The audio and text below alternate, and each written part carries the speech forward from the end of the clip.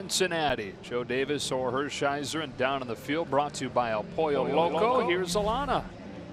Very much at this point of the season, it's all about the numbers. The Dodgers entering play tonight, a half game back in the National League West behind the Colorado Rockies. Tonight is game 144. You guys, there are only 19 games to go as we take a look at the remaining schedule. Of course, 3 here in Cincinnati, and then a big 4-game series against the St. Louis Cardinals, who are fighting for a wild card spot. Again, another huge series against Colorado back at Dodger Stadium, and then the San Diego Padres for 3 at Arizona, and then at San Francisco for 3. A lot of divisional games left to go. However, of the 3 teams in the top of the NL West, the Dodgers have the easiest strength of schedule remaining. And we will be watching closely Denver tonight. Colorado and Arizona opening their 4-game series with a couple of hot pitchers. Zach Godley going for the Diamondbacks and German Marquez for the Rockies. That game getting started at 5:40 Pacific.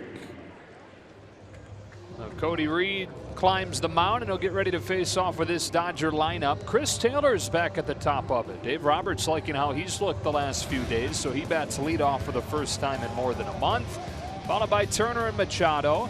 In the heart of the order, it's Kemp, Freese, and Hernandez, with Grandal, the lone switch hitter on the lineup, the lone non-righty hitter in this lineup. And for good reason against Reed, a guy who really struggles against right-handed hitters. And overall, this year has struggled. Oral started the season in the bullpen for the Reds, was sent back down at the end of April, came back up again in August, and into the rotation at the end of the month. Fastball slider change. He can get it up there, 93, 94 miles an hour. The slider is the best pitch. That's why they like him so good out of the bullpen, but it's not quite as consistent as a starter. And the young man has a tendency to kind of avoid the strike zone high to the arm side. So it's going to be an aggressive approach, I believe, by the Dodgers because they feel like they can hit him, but they're going to have to make sure they get in good hitters' counts and get a good strike because he'll have a tendency to possibly walk you. 25 years old, former top prospect. He was part of the return when the Reds traded Johnny Cueto to the Kansas City Royals a few years ago. And now in his 3rd year with Major League time, pretty much back and forth all 3 years, and just hoping that he can capture some of what made him such a highly touted prospect at one point. So Chris Taylor climbs in with the Dodgers 11-4 over their last 15 games, and within a half game of Colorado in the division. Reds, meanwhile, have dropped 13 of their last 18, on pace for a 4th consecutive 90-loss season. Off we go with ball 1 from Reed. Impact temperature 64 degrees, 6-4.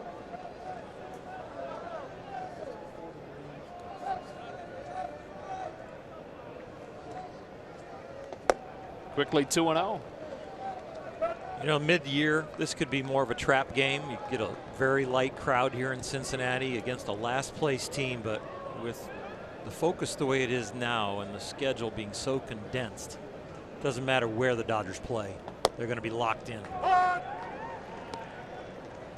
This place could sound a little bit like an echo chamber here tonight, even with the pop of the glove. It sounds, it's weird because it sounds a little bit like a spring training game, but it is as far from that as you're going to find in the middle of September given the situation in the standings. 2 balls and 2 strikes on Chris. Projected crowd was around 12,000, 13,000. Of course, doesn't include walk-ups, but it does include season ticket holders that might not show up. A 2-2 and a full count to open the night. And this is the kind of at-bat that the Dodgers were having in Colorado, where they were doing a great job grinding it out. Successful or unsuccessful, the at-bat quality was really high. On a payoff pitch, Taylor punches one over first, base hit into right. And not just the kind of at-bat that they were having as a team over the weekend, but the kind of at-bat that Chris Taylor consistently put together as the leadoff man last year. He is starting to look like the 2017 version of Chris Taylor. Some mechanical adjustments to free up his hands, give him a better path to the ball, which has brought a lot more contact on strikes.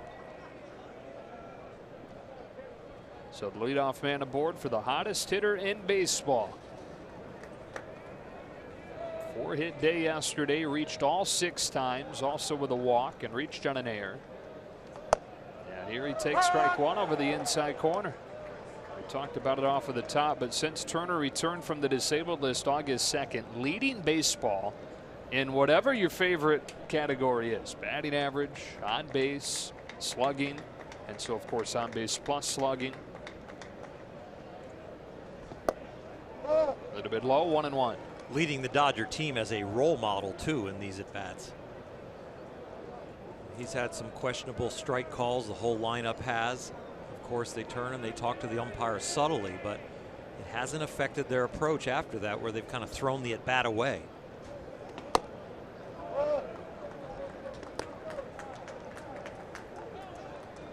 $11 runs yesterday, taking the rubber game from Colorado, which Kike Hernandez called the biggest game of the year for the Dodgers. Here they're going to leave Denver a game and a half back, or a half game back. That's outside, and it's 3-1. Beg your pardon, 2.5 back or a half game back. And when there's only 3 weeks left, that's a significant swing game. It's a huge game, and especially when then they're going to play each other, the other two contenders, at the same time. You're not going to pick up much ground. Turner hits it hard on the ground, and it scoots through the legs of Peraza. So the first two reach for the Dodgers. That is ruled an error on Jose Peraza. The left side of the Reds infield is pretty porous. It's powerful as far as the offense is concerned, but as far as the defense is concerned, it has not been good. A lot of errors over there on the left side that have hurt this team.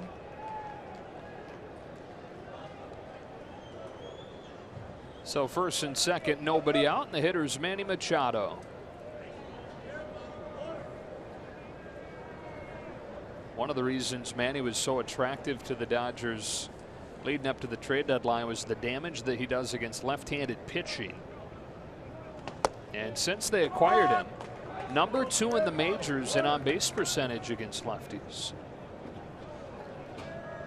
When we acquired Manny and we saw so many smiles in the batter's box and on the field, he said that he likes to play loose and have a lot of fun. But in getting to know him and watch him, the face has changed as we've gotten closer in the division race to the end of the season. And I think he plays better what I prescribed as kind of angry. I see more concentration. I see him like want to really kill the ball, but with discipline when the face is not smiling. On a 1-1 pitch, it's a soft bounce to third. Suarez goes to second to get the first out of the inning. So it'll be first and third with one gone. And a scoreless first inning for Matt Kemp.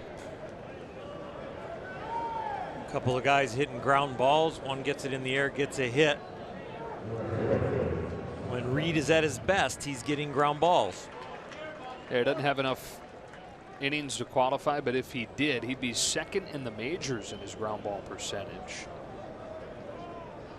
Hoping to get one here against Kemp, which could get him out of the inning. Kemp takes ball one. And things have kind of steadied out for Matt, haven't they, after that really rough stretch around the All-Star break leading into the second half. Over the last few weeks, Kemp's average above 300 again. He's ahead 2-0. The Dodgers have faced so many left-handed starters of late. You can get a really good read on the whole right-handed hitting side of the lineup, but it's hard to get a read on the lefties, the Muncies, the Bellingers, and others, Peterson, because you just haven't seen them. You just see them maybe later in the game. 2-1. So much talent on this roster that the everyday players in their mind are getting a few less at bats at times because of the great matchups the Dodgers can have because of the depth of the roster.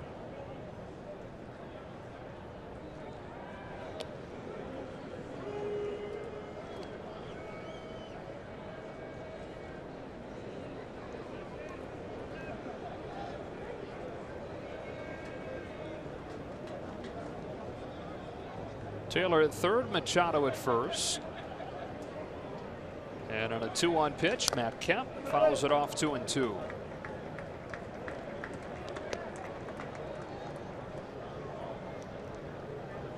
The Dodgers, as part of this 11-4 run, have gone 5-2 against their division rivals, the Rockies and the Diamondbacks. Coming into this final month, that was the discussion. Ultimately, it was going to come down to what they did against the teams they were chasing. Kemp strikes out, unable to bring home the man from third. 2 gone. We'll have 3 more head-to-head with both those teams over the final few weeks. Big series coming this weekend against St. Louis. Trying to take care of business against a team they should beat in these 3 games this week here in Cincy. With 2 gone, it's up to David Freese. Manny Machado was the diamond of the trading season, but so far David Freese has been an amazing acquisition for the Dodgers. There goes Machado. He gets caught up and everybody's safe. Taylor's back in there third. Machado into second safely. Trying to get him to draw a throw down there, giving Taylor a chance to come home. He'll settle for the extra base. A play that could go a lot of different ways. It could turn into a rundown between first and second, and then Taylor scoots home with his speed. It could turn into a delayed steal from Taylor when he sees the ball clear the pitching mound. But it was a good read all the way around, and they still end up with second and third. Here's an 0-1. Freese takes it low. If Machado's a diamond, what would Freese be? It's a piece of coal that we're uncovering as a diamond. The way he's going. I don't mean coal meaning it was a bad acquisition or he didn't have a lot of talent. He's been outstanding, but not a name at the top of everybody's radar. 282 or so from against no matter what handedness the pitcher is. He's had quality at bat after quality at bat. On defense at first, in Colorado alone, I bet you he saved 3 or 4 errors with some great picks. 2-1. That's up, ball 3. Kike Hernandez waiting on deck. We got to come up with a different gem because I don't like that he started out as a piece of coal. I was just trying to relate to go towards. I see what you're saying. To go to diamond. Yeah. But he's already performed under pressure. He is a pressure guy.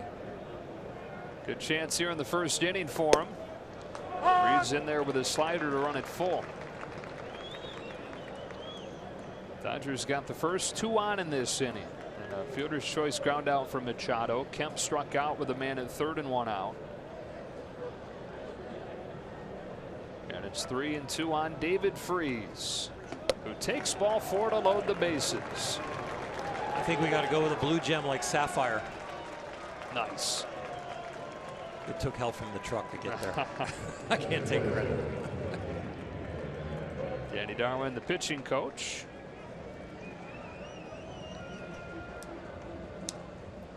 Reed's the type of guy that needs things to go well early and spiral out of control, and I think they're trying to nip it at the bud here with his confidence, kind of probably saying, you know what, when you're in the strike zone, you're getting ground balls. That's all we need. Trust your stuff. He's coming off a start where the confidence no doubt had to have been shaken. Tuesday at Pittsburgh, 6 runs on 9 hits over 5 innings.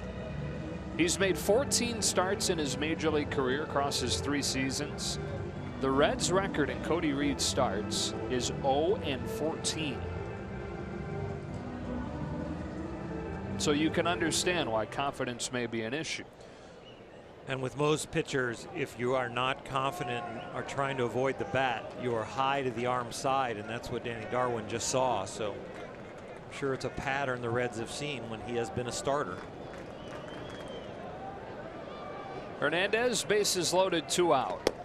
Takes ball 1.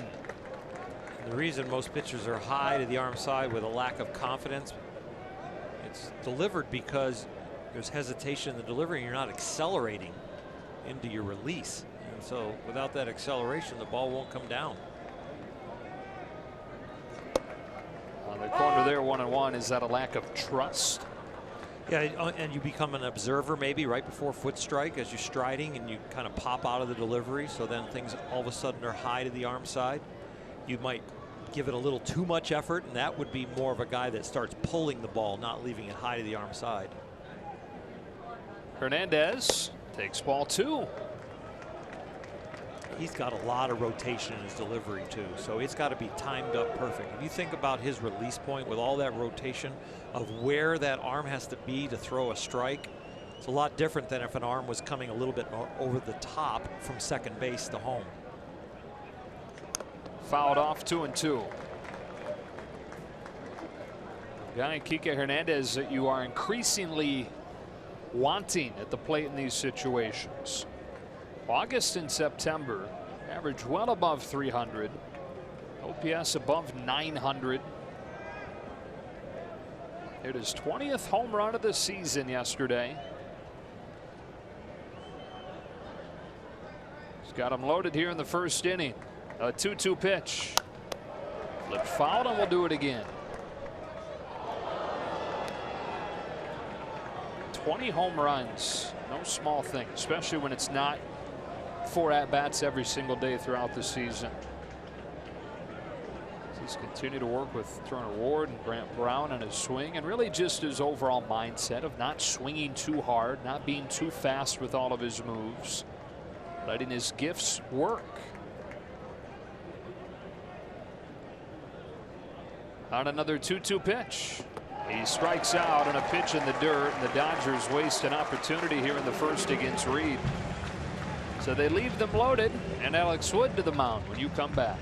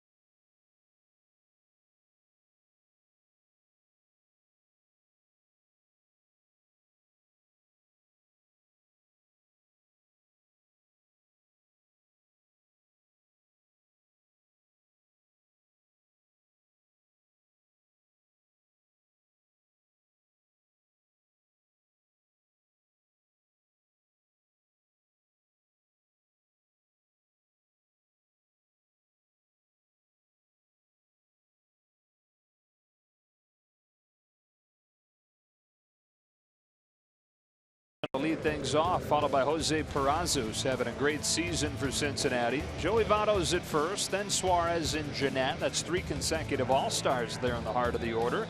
Irvin, Barnhart, and Dixon round things out in front of Cody Reed. Well, after Alex Wood held the Mets to a run over 5 innings on Monday, now got 2 round segments to the season you can compare. 13 starts against 13 starts, and the last 13 have been a whole lot better. Interesting thing, striking out a few guys less per 9 innings. Also, the walks have gone up, but then you got to classify that as effectively wild. And his chase percentage has gone up, so getting strikes, but getting them to chase. His first pitch of the night is taken inside for Hamilton, ball 1. Wood has made 2 starts in this ballpark in his career. He's won them both. His ERA is around 1 in those 2 starts. Not an easy place to put up numbers like that. On the corner, 1-1. Hamilton looking to get the Reds offense going, of course, at the top with his great speed. And with Alex Wood on the mound, the Reds want to try and get him early. His ERA in the first 2 innings compared to after that, it's about twice as much in the early innings compared to after he settles in. Falling behind Hamilton, 3-1. The ERA early when he's settling in, trying to get his range. But then after he locks in and knows what he's doing, he commands the game. Hamilton, a guy who has an on-base percentage below 200 this month, has a walk on 5 pitches against Wood to open the game. That's something the Reds do as a team, though, Oral. They do get on base. They're number 2 in the National League in on-base percentage. They don't hit for a whole lot of power, though. You put it all together, right around league average as far as runs per game. Here's Peraza.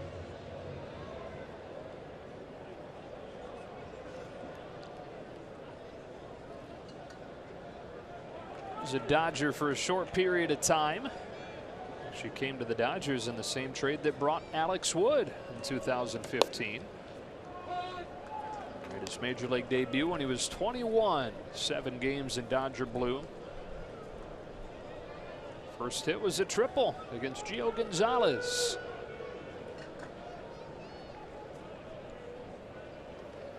He gets hit. Wood all over the place against the first 2 hitters.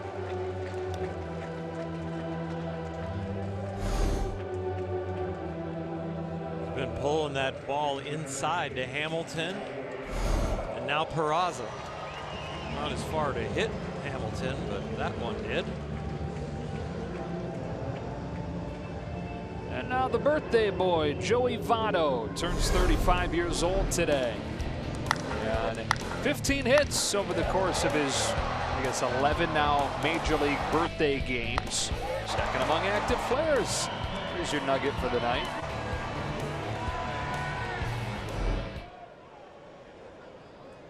Votto doing what he's always done as far as the on-base percentage, leading the National League this year. Thing that's been different is he's not hitting for the same kind of power, although he's homered in back-to-back games. Some lower half issues this year, maintenance issues, and then also has been hit on the knee from a pitch or two. He's always had trouble with his back leg, his back knee, as far as keeping it healthy. On an 0-1 pitch, Votto swings, lifts one to right. That thing is gone. Now they're going to say off the top of the wall, call it a double that will drive home 2.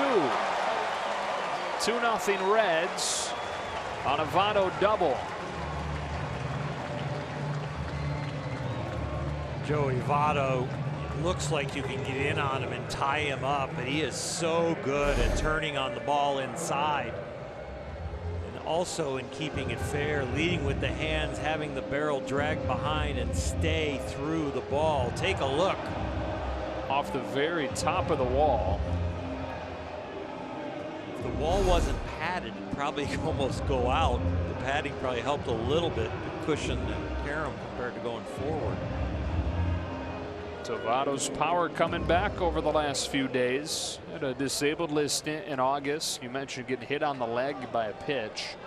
Just the second half of the month, letting that heal up. Power has come since he's come back. At strike 1 on Eugenio Suarez. Might even be the newly acquired Ryan Madsen that hit him on that knee. That's what I had heard down around the cage.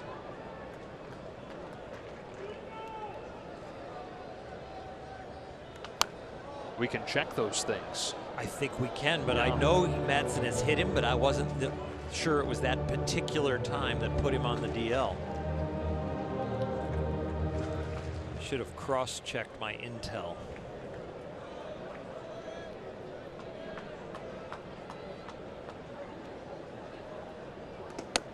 After the Votto double, they have the guy that's leading the National League in RBIs up there, and Suarez. 100 of them on the year. What has been overall a career year for him.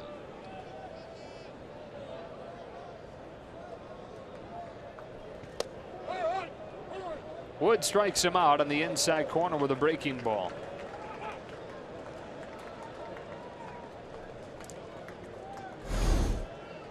That's a big strikeout, leaving Votto at second base. Now if they go for 2 productive outs, the run doesn't score. It's just you're out of the inning.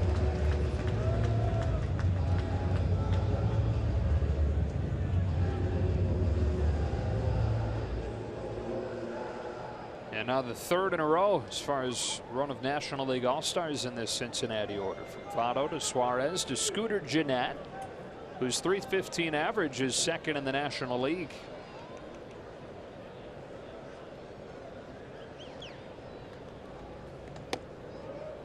Wood starts him with a strike. Alex, through this hot streak, especially at the tail end of the hot streak, has been throwing more and more breaking balls. Dominantly a fastball changeup pitcher until Rick Honeycutt and the organization convinced him to throw more curveballs. Percentages have gone up of late.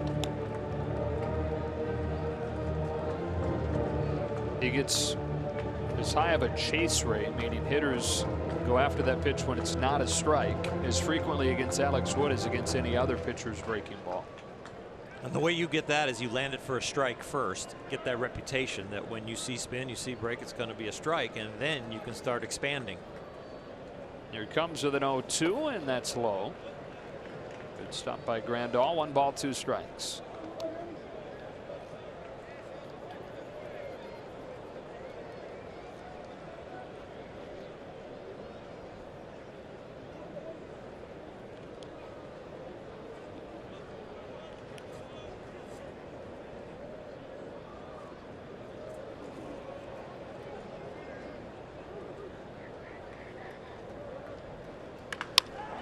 Cross towards the right field corner, hooking away from Kemp and off of the wall. Votto headed for the plate on a long single from Jeanette that makes it 3-0.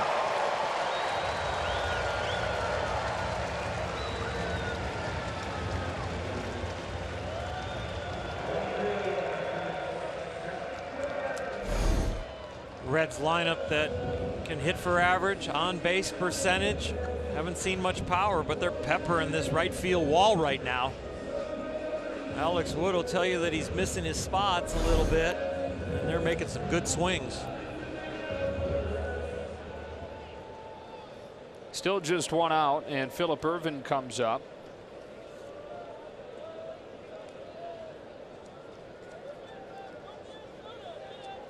Two of those 6 home runs for Ervin came in the weekend series against San Diego. The Reds and Padres split 4 games. Strike 1.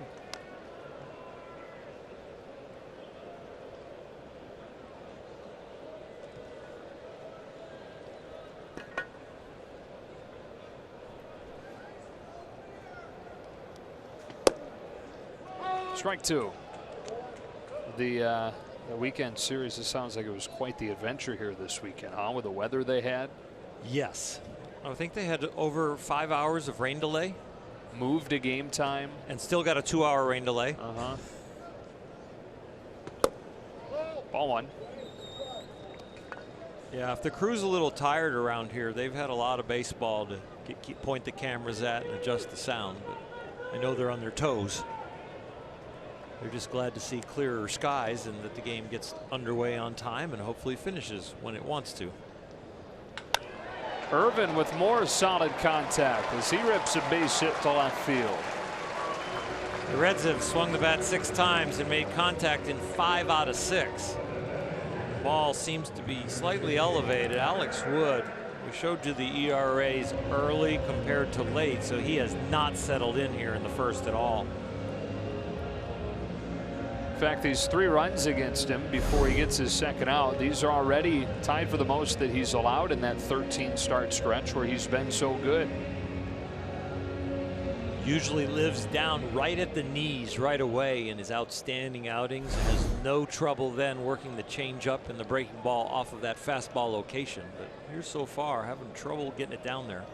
2 on 1 out and strike 1 on Tucker Barnhart. You saw the height of that pitch right there. That is high for a guy who's trying to throw the ball down in the strike zone. About thigh high. Yeah, it was just a little, the inch below thigh high, and that's still too high for when you're going down for the knees. And that's why you don't bite at that breaking ball. Too big of a difference. Yeah, that breaking ball originates at a fastball that's going to be below the knee, maybe shin high, and the fastball was originating and stayed thigh high, so that pattern just doesn't work with hitters to chase.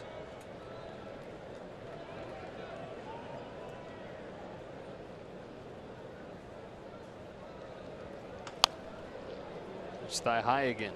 Breaking ball that's up, so he's just having trouble, and it's, Alex is intelligent. Every big league pitcher understands where success is and what they need to do. So this is a a mechanical thing that is going on, and he just hasn't found the rhythm and the timing with the body parts.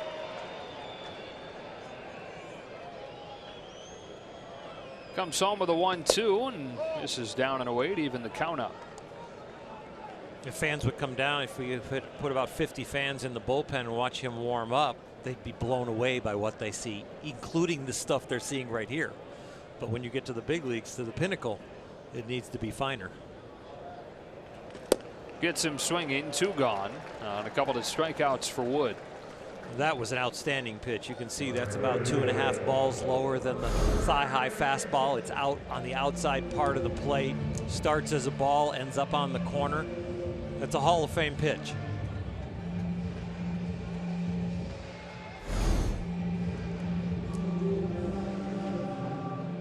Eighth man to bat in this inning is Brandon Dixon, who was drafted by the Dodgers in the 3rd round a few years back.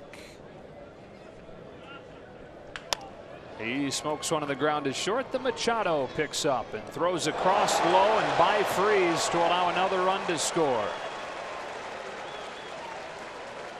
Disastrous first inning for Alex Wood and the Dodgers. It's 4-0 Cincy. 2nd and 3rd, 2 out.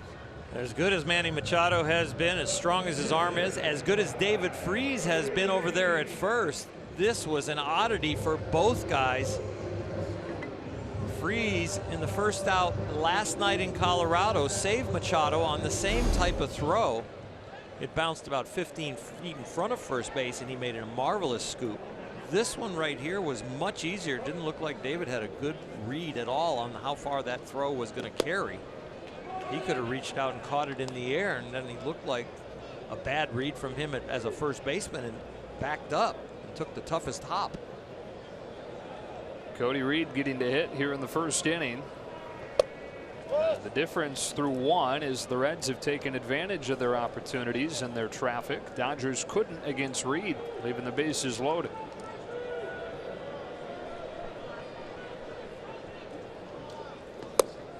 It's falling behind a guy that doesn't have a hit in the majors. 2-1.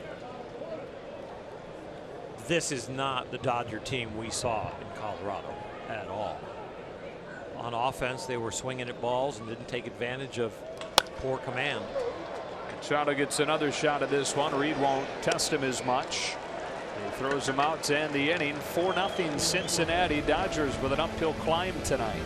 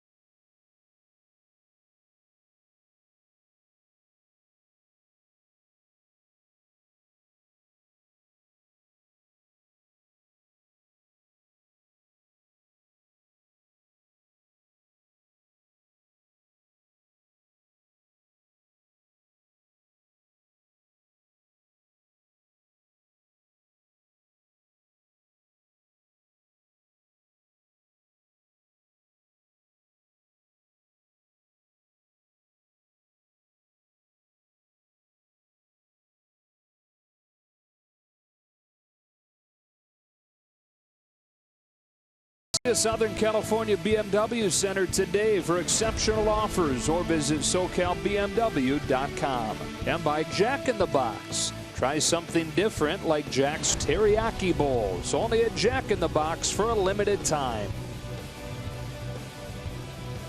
Back in Cincinnati, Reds 4, Dodgers nothing after 1. That was the ugliest inning I think we've played in a long, long time. Offense really didn't make the ball get into the strike zone when they had, you know, Reed on the ropes. And then defensively, a poor inning. And so full inning. Alex Wood with his command. You're saying full inning, the top full and the inning. bottom. Yeah, that was a rough one to watch. Silver lining to it is that there is 8 innings to try and make up for it. Yasmani Grandal to lead this second off, and he takes strike 1 from Reed. And the Reds, we talk about their offense being above league average. The pitching is not. Pitching has been the biggest issue for a team that is 61 and 83.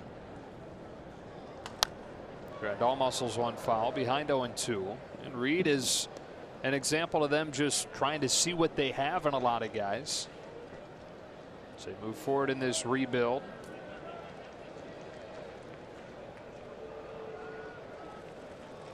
Strikes out Grandal on a pitch in the dirt. All 3 Ks have been the Dodgers chasing a pitch that bounces. Cody Reed and this whole rotation has struggled, and so the Dodger offense wants to try and get going in the first 5-6 innings and knock him out or any starter they face in this series. The bullpen is average.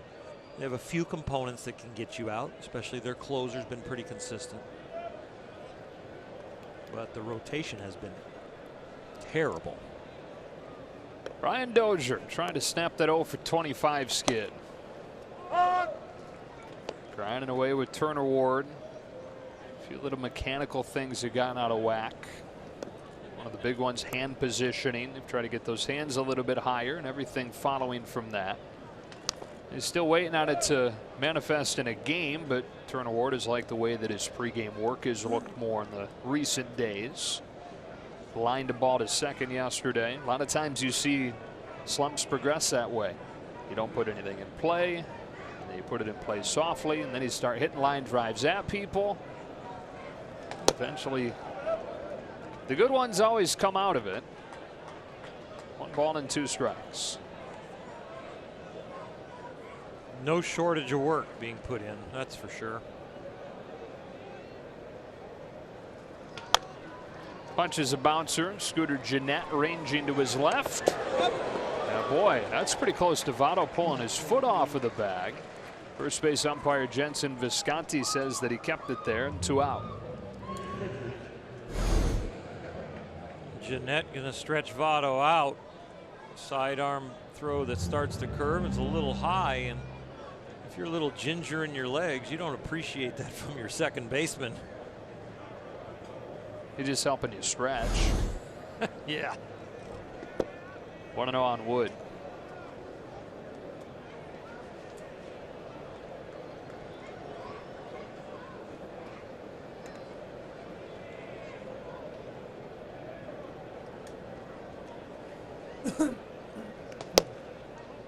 Ball and a strike. The former 2nd round pick of the Kansas City Royals out of a junior college in his home state of Mississippi. Wood punches it over first, but foul. Reed made his major league debut 2016, 1 year after the Reds traded for him. Made 10 starts that year, went 0-7 with a .736. Sits him down in order with bookend strikeouts here in the second. To the bottom half we go. The Reds 4, the Dodgers nothing.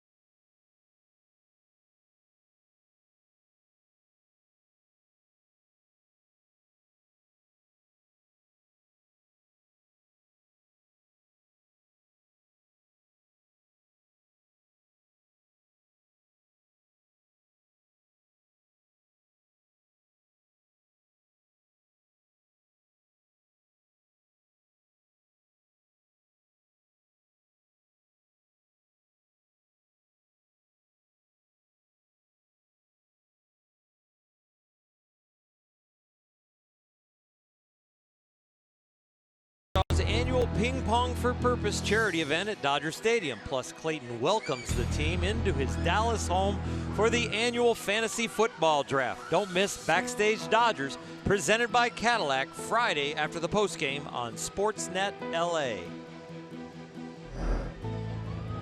4-0 to the bottom of the second. Clayton's next start will come on Thursday in St. Louis.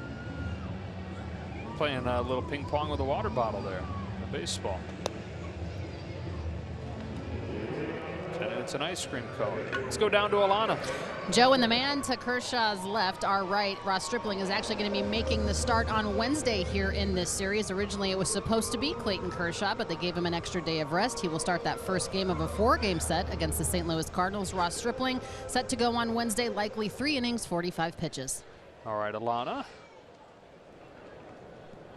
The things you'll do to pass the time on days you're not playing, huh? Billy Hamilton to lead off this second against Alex Wood, taking strike 1. Showing a lot of eye-hand coordination and dexterity there, like jugglers.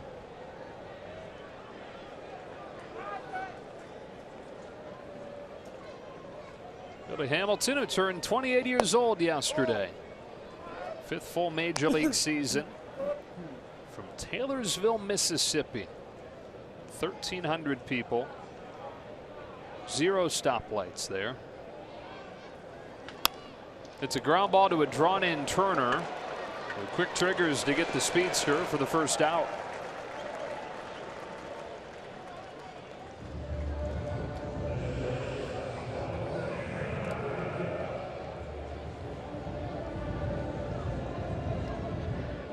Wood, one of the rockiest innings we've seen from him really since early June. Giving up those 4 runs in the first. Part of it was the shoddy defense, allowing the 4th run to come in, but he was erratic to the first 2 hitters, walking Hamilton, hitting this man, Jose Peraza. And then, as you were detailing, a lot of pitches up. Not like that one, inducing a ground ball, and 2 up and 2 down. Down by the knees here in this inning, making a very good adjustment to getting 2 quick outs. That's what the Dodgers are going to need. Get him to the 5th, 6th, or 7th. Who knows if he can go that far, but with no more runs, give him a chance to get back in this thing.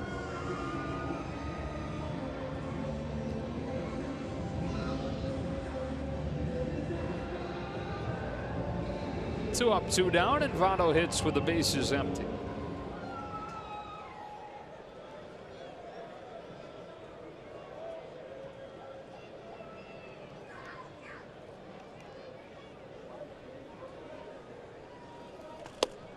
One ball, no strikes, and a guy who hit a 2-run double his first time. Taking a look on Carl's cam, it looks like it's an inside changeup. Maybe it was a sinker there, but boy, he did a good job keeping it fair, hitting it hard, and getting his hands through.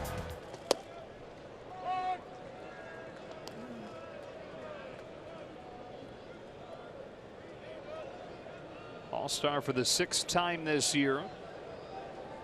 Former MVP in 2010, MVP runner-up last year to Giancarlo Stanton. Hit 36 home runs a year ago.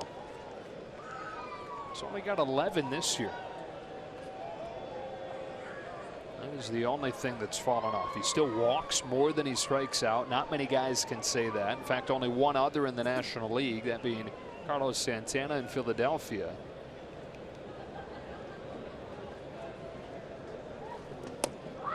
Two and 2. He's fun to watch hit. Sure is, man. I mean, he's meticulous in his preparation, mental approach, eye-hand coordination, knowledge of the strike zone. He's got it all. There are a few guys that you say got it all. I say beautiful hitters. There are a few guys that seem to fall into that category. And when he's hitting for power, he's one of them. Perfectly placed from Alex Wood. Speaking of beautiful, that pitch to finish off a 1-2-3 second. Much better for Alex. Second time around here in Cincy.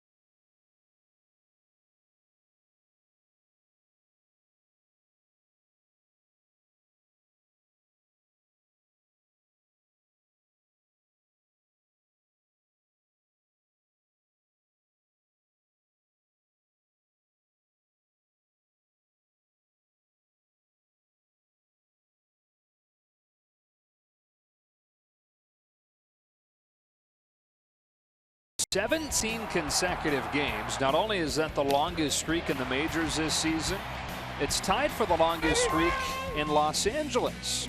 They did it last year. They did it in 1960. If they can hit one tonight, be the new LA Dodger record for games in a row with a homer. Top of the order against Cody Reed here in the third. It's Chris Taylor taking ball one. Started the game with a single. Dodgers would load the bases against Reed in the first, but unable to push anything across. On a 1-0 pitch, Chris takes ball two. I think this is a very important inning for the Dodger offense. You don't want Reed to all of a sudden gain the confidence and get on a roll. And you want to see the lineup make an adjustment. Get strikes to hit and then put the ball in the air. It's going to play better in this ballpark. Reed's always trying to get you to hit on the ground, live down there by the knees.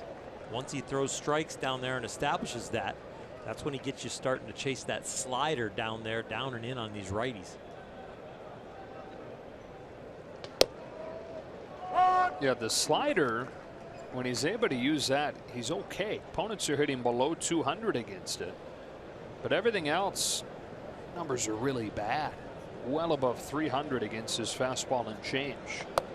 That's a leadoff walk for Taylor, who's reached both times tonight.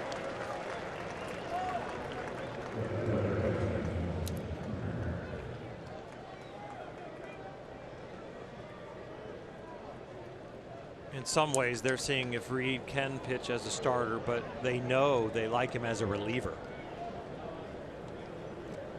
The adrenaline and the attack mentality of coming out of the bullpen for a short term fits his personality a little better, lets him get his game face on in a better way than maybe sleeping on it and thinking about going 6 or 7 innings and throwing 110 pitches the next day as a starter. First one to Turner misses badly.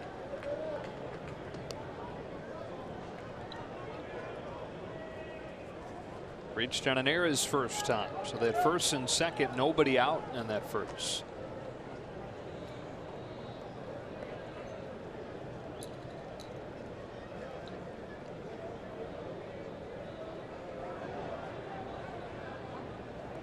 Justin said he's feeling it a little bit today after what was an incredible day in Denver yesterday, right? Getting the 4 hits, reaching all 6 times. But it also came in front of some other hits where he was running a bunch. He totaled it up, and his count is 21 bases that he sprinted yesterday. That's popped up. Foul ground right side. Joey Votto has room for the first out. That's the wrong environment, that thin air. Wrong place to have to do that. And just put a little bit of context on that, 21 bases sprinted. When he was coming back doing his rehab for his leg injury, in the simulated games, they said let's simulate that you had a good day. Give us 8 to 10 sprints, right? So 8 to 10 sprints would be considered a good day. He had 21 of them yesterday. And he slipped on first base coming around, kind of tweaked his knee. He had a head first slide and a collision with the catcher trying to score from third. So yeah, he did okay as far as beating his body up. Machado strokes a base hit to left center. Up to second goes Taylor. 2 on with 1 out. Let's go down to Alana. Guys, that thin air in Denver, certainly no joke. You just heard what you were saying, Joe, about Justin Turner and the 21 bases. Well, Kike Hernandez in the 9th inning, remember, leading off with that triple. He said, you know what, I thought about just staying at second base because I didn't know if I had enough to make it to third. He said, I figured, considering the pennant race, that I would do my best to get over to third. But it is no joke, that air there, of course. Get a burning in your lungs. The first time that you get a little out of breath there in Denver, you get a little bit acclimated, but yeah, once you exert yourself beyond what you are used to, it attacks you. Here's Kemp. Strike 1. So Matt had an opportunity in the first inning, first and third, 1 out, and struck out. I think his at bat and Kike's at bat were the most disappointing, just because they ended up making outs on balls, and also just felt like the opportunity was there. Kike has been so hot, even though there were 2 out, bases loaded, and Matt has been the RBI machine. Barnhart blocks that one, but the runners hold. Kemp's behind 0-2.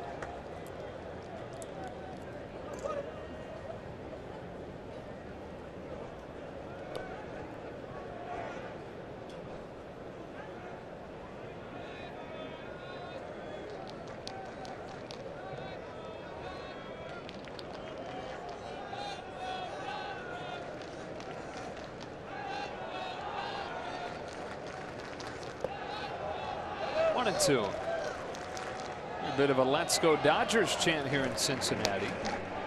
Is it safe to say there are more Dodger fans than there are Reds fans, just judging by shirt colors? The blue definitely stands out against the red empty seat or the Red fans that are dressed in their best.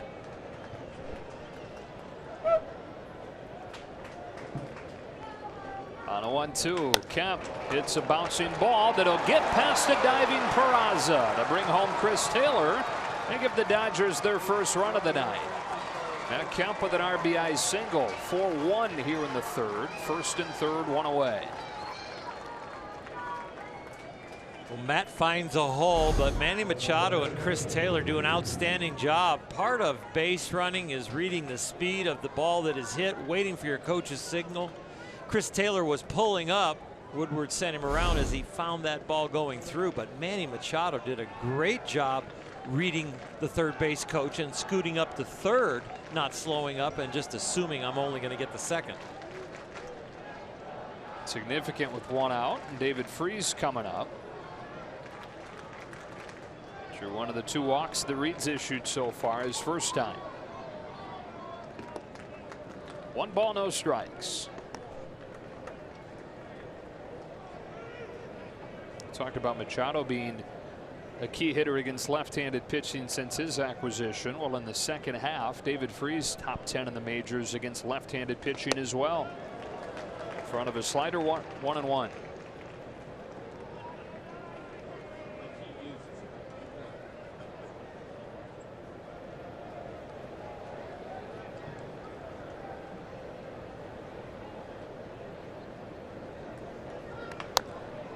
One and two.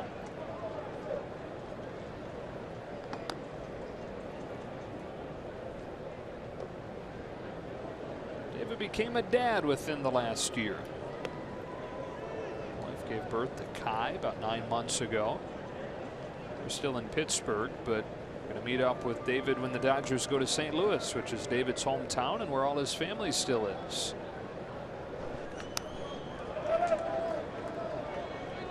Sure lines up great for him, right? Within 2 weeks of his trade, he gets to have a 4-game series in his hometown.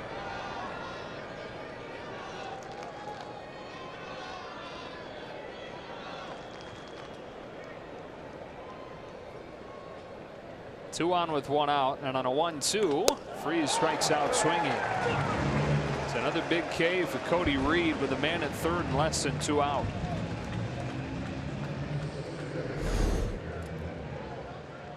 It's 2 unproductive at bats with a man on third and less than 2 outs. Matt Kemp and now David Freese. Score could be 4-3 just with a couple of outs in those situations.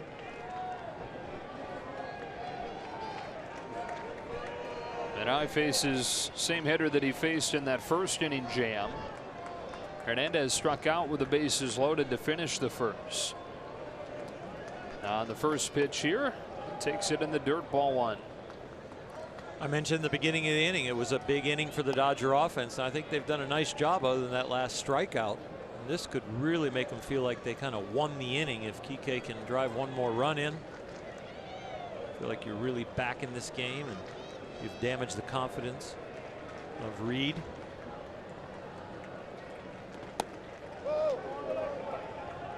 Kind of an awkward catch from Barnhart there. 2-0.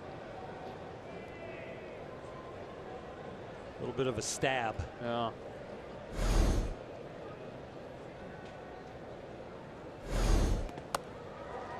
Three balls, no strikes on Hernandez. The catcher's Grandal on. Sorry, Joe. The catchers try to beat the ball to the spot nowadays. It looked like he went out to farther than the spot and then tried to bring it back. It's not as smooth as we've seen Grandal and Barnes. On a 3-0 pitch, Hernandez swings away, breaks his bat. It'll be 3-1. Gonna have to go get a whole new one. Right to Dave Roberts and Brian Dozier. It's probably the heaviest part of the plane now is all the bats the Dodgers had to bring on a 10-game road trip. With the expanded rosters. Expanded rosters and end of the year when hitters are changing weight on bats at different times depending on who you're going to face or how you feel that day. Well, the plane just got incrementally lighter.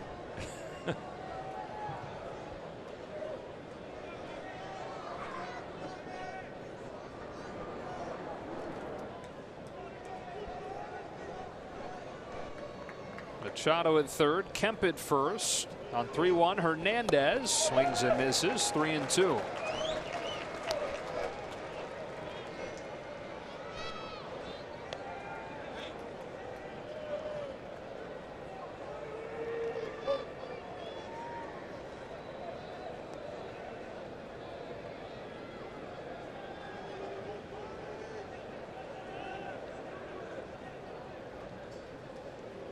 Here comes the payoff.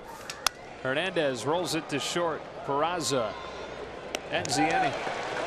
Dodgers settle for one, but they are on the board against Reed to the bottom of the third, 4-1.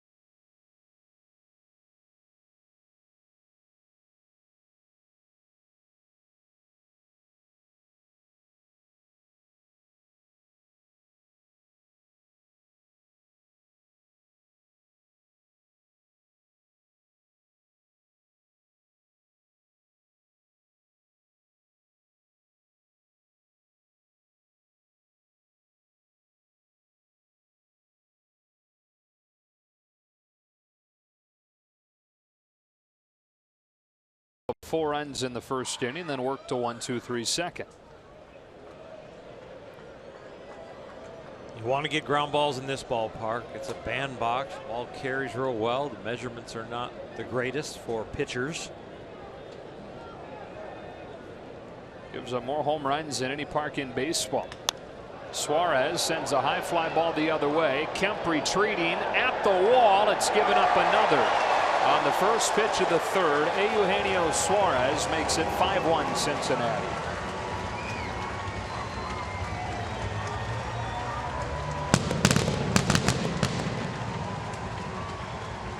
We talked about how this is a bandbox, and then all of a sudden one jumps out of here, and that ball was not hit that well. It is a routine out in most ballparks. Arco top tier play only because we are in Cincinnati, and that ball is just arcing and carrying, but there's a little jet stream that blows from right to left here down the river, and that caught a ride on it.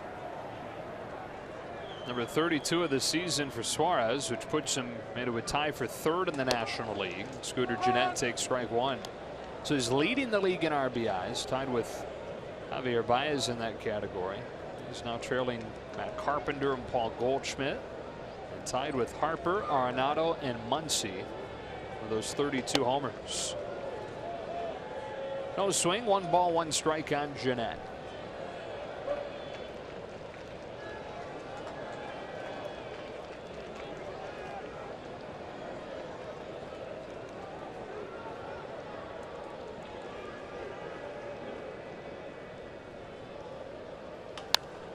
Gennett was claimed off waivers by Cincinnati last year after the Brewers took him off of the 40-man roster at the end of spring training and had a breakout season that included a 4-home run game.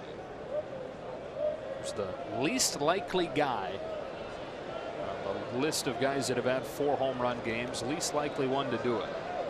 Taking a second here because there are geese flying above the stadium. and a perfect V. Fly away home. And when they dropped into the stadium, they got really low. They did, low enough where they stopped the game.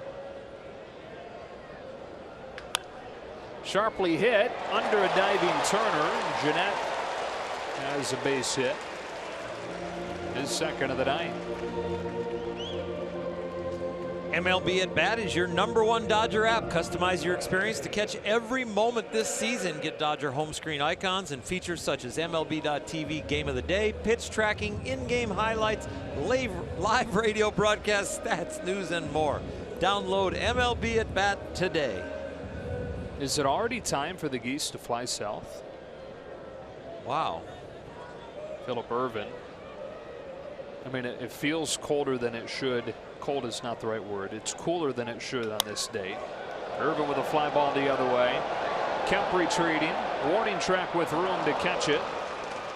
Jeanette heads back to first. 64 degrees. You know, normally coming to town this time of year, you're thinking that it's going to be muggy, potentially in the 80s, even in the 90s still.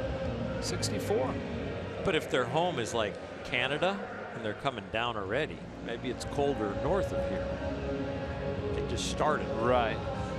I don't know. I don't Could study be. them, but I'm just thinking, you know, it doesn't have to be your hometown Cincinnati. It turned 64. I better get out of here. Right. We could just see them on the route. Yeah. Yeah. 1 on 1 out. Tucker Barnhart. Fouls it off himself. Strike one. It's a good movie, huh? Fly Away Home. You ever see that? I probably saw it, but fell asleep in it. I sleep through a lot of movies. Was it really good? I seem to remember it being good. It's a childhood movie. Oh, okay. Yeah, it's been a while. Cartoon or No, live? real. Real.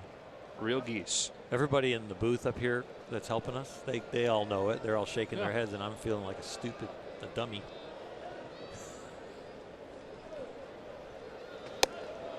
Other than two.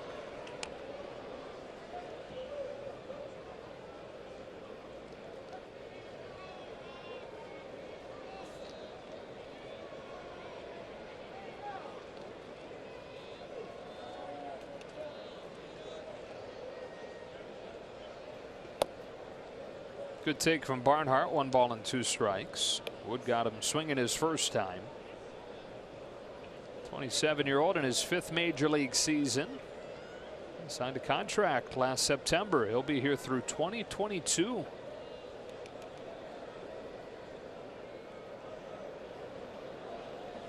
Here on a 1-2 pitch, he takes strike 3, and Wood's gotten him twice tonight on strikes.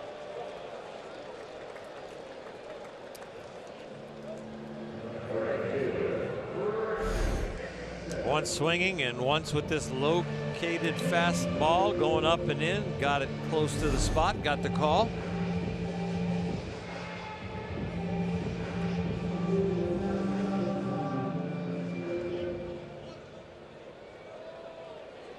Two gone for Brandon Dixon.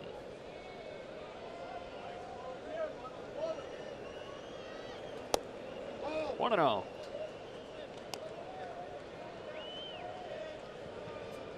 Dixon was a part of that trade between the Dodgers and the Reds and the White Sox. It sent Todd Frazier to Chicago. It's the one that brought Trace Thompson to the Dodgers.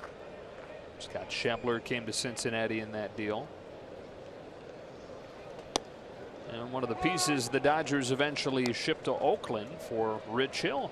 Frankie Montas was acquired in that trade.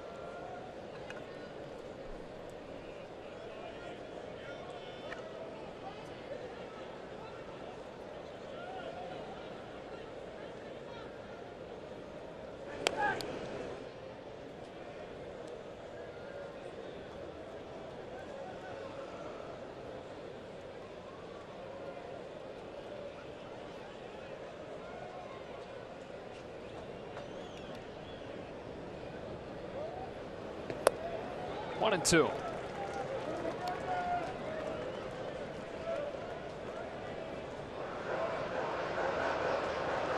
You can get your game working down by the knees or that changeup right there out in front. Hitters' mentalities in this ballpark is going to be to try and lift the ball. If you can live down there, they'll start hitting the top of it or swing and miss, and you can have a good game. Alex Wood's 2 starts prior to this game were excellent here. Won both of them. One in 2015 and one last year.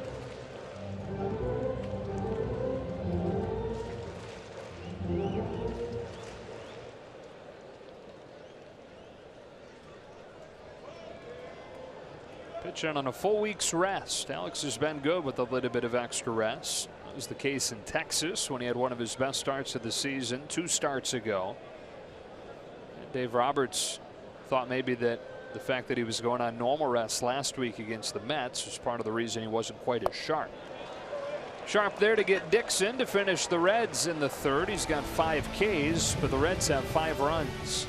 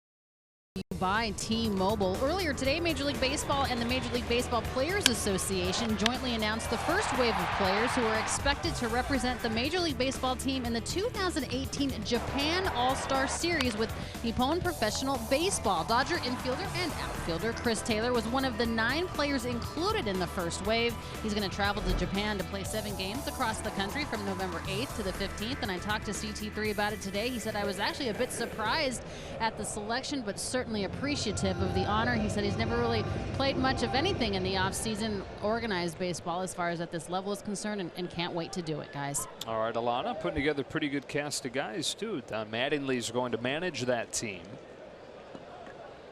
Now, Smiley Grandal leads off this 4th against Cody Reed and takes strike 1. Did you see the catcher that they announced today? Yadier Molina. Take a day off, my man. He loves to play. And if he's on the team, he would definitely be a starter, but if he doesn't want to play that much, I'm sure they will let him play when he wants. Eugenio Suarez is going.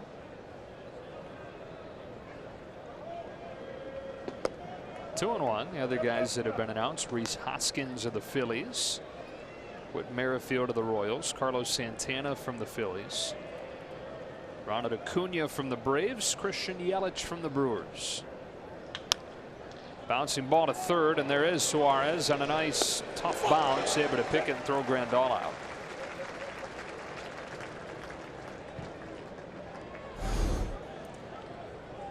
Nice decision here to charge it right at the last second. Get the glove as wide as possible and open.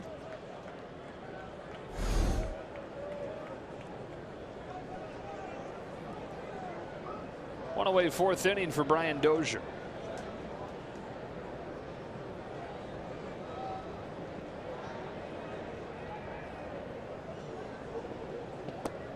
You know, the trade that Cody Reed came over in, it's a good reminder of the fact that it takes a while before you can truly judge trades. There were some people that looked at that Johnny Cueto deal in 2015 and said, man, Kansas City gave up a lot to get Cueto. 3 highly thought of arms. It's 2-0 on Dozier. We've detailed the struggles Reed's been through in his few major league seasons. The other 2 guys, Brandon Finnegan had an ERA of 7 in AAA this year. John Lamb has bounced from a couple of different organizations. He's now with the Angels and underwent Tommy John to end his season. What Kansas City get? World Championship.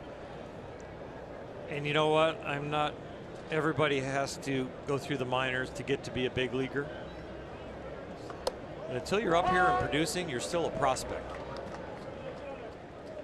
And so organizations can win or lose in those trades, not on how they're evaluated at the moment, like you say, but how does it pan out? And some organizations are better at predicting talent. Dozier to left. That's a base hit down the line to snap his long offer. And he's trying to turn it into a double. Here's the throw. He's in there safely under the tack from Jeanette.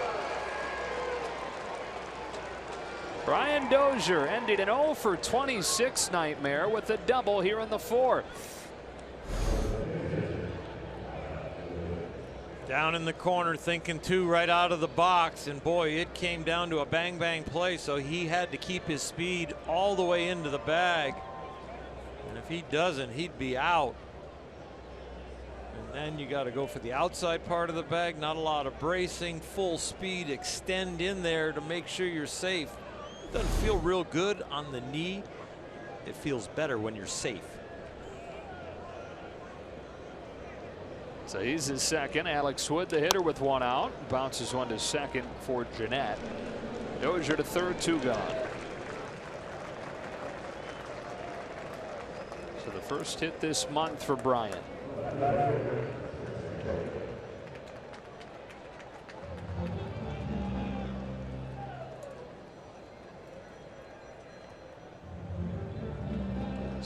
Smile and a face of relief there.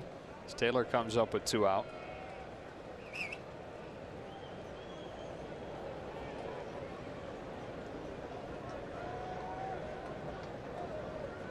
Taylor's reached both times tonight. Single and a walk. Drives this ball to right center field and deep. Chris Taylor has left the yard and put the Dodgers right back in this game with a 2-run shot.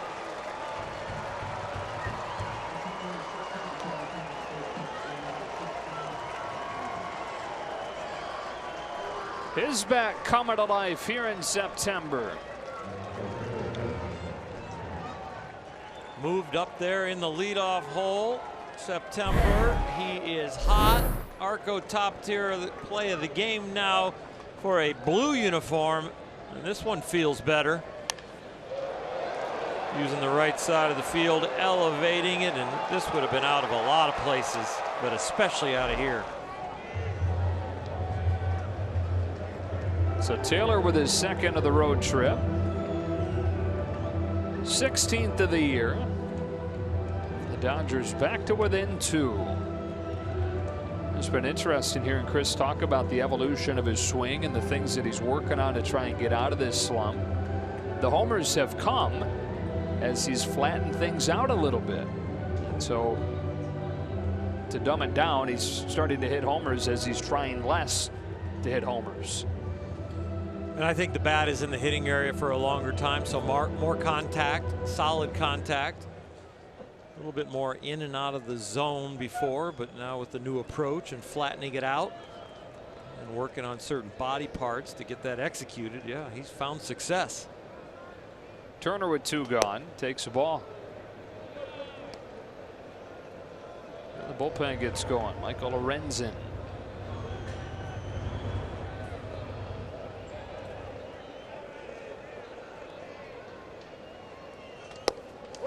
Two and out.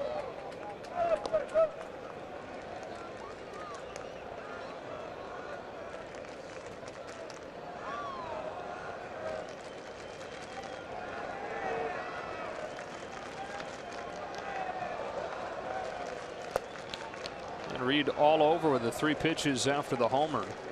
This has been somewhat of the book on him, that when things start to go poorly, they tend to continue in that direction quickly.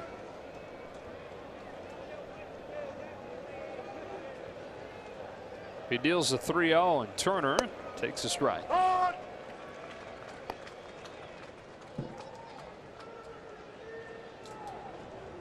Native of tiny Horn Lake, Mississippi. Dangerous count with a hot hitter. And he stays well away from him. Turner with a 2-out walk. Dodgers get the tying run up there in the 4th.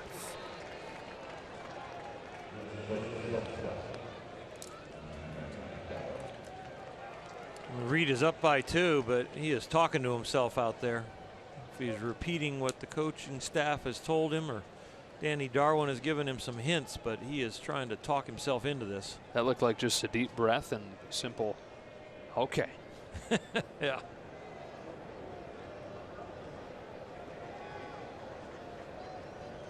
And then, not you. He looks up there and sees Machado. Bouncer to short. Peraza feeding Jeanette at second to end the inning.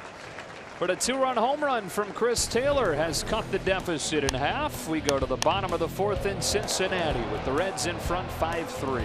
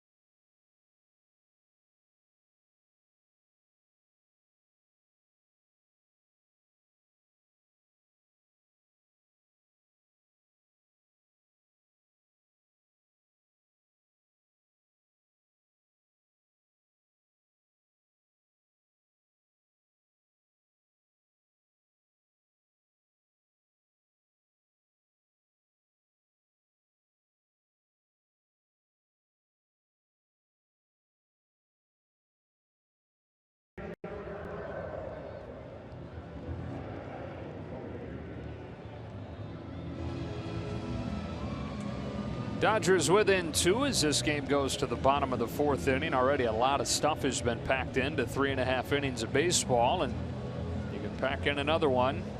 Pinch hitter Gabriel Guerrero comes on, replacing Reed, whose day is finished.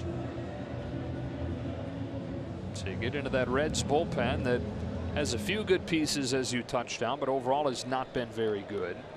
Alex Wood finds himself with an opportunity here to battle through a day where he doesn't have his best stuff and give his team a chance. First one to Guerrero is inside, ball 1.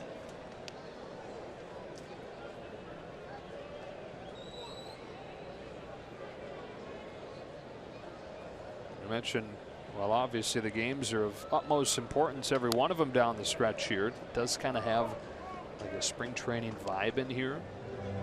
And you add to that when you get a guy wearing number 61 coming off of the bench to hit to lead off the 4th. Yeah.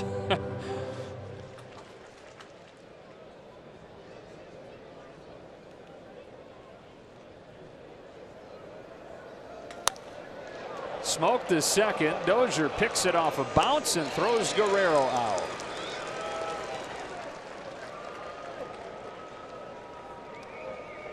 Take a look at home field advantage presented by Purple Bricks. Well, the Reds have been better at home recently, and the Dodgers really good on the road, especially over the last couple of months. Really going back to that road trip that followed the 4-game sweep at the hands of the Reds. They've been one of the best road teams in baseball. It really has been interesting to see the Dodgers not thrive at home, but thank goodness they have done well on the road. They love Dodger Stadium. They love playing there. They just haven't gotten the same results as they had last year or this year on the road. Strike one on Billy Hamilton. Talking about that 4-game sweep the Reds put on the Dodgers back in May.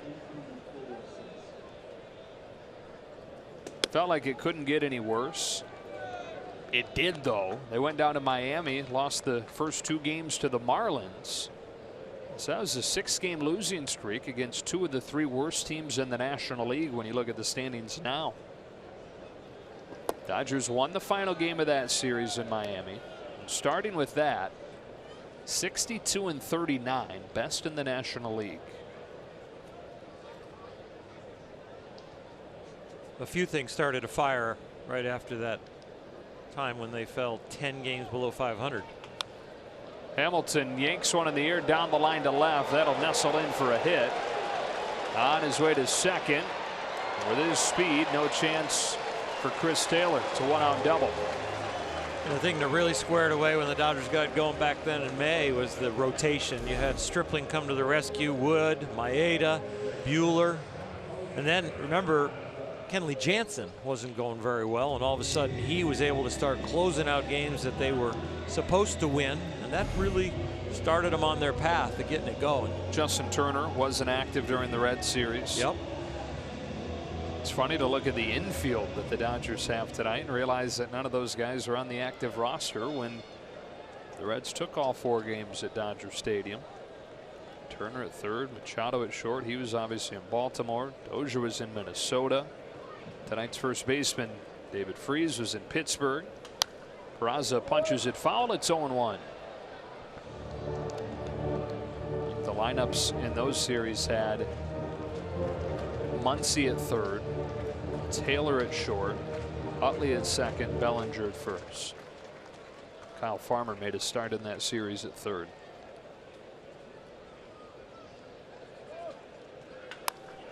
Base hit to left for Peraza. Taylor's got it cleanly off a couple of bounces. Here's his throw to the plate. He gets the fastest of the runners, but Grandal can't hang on.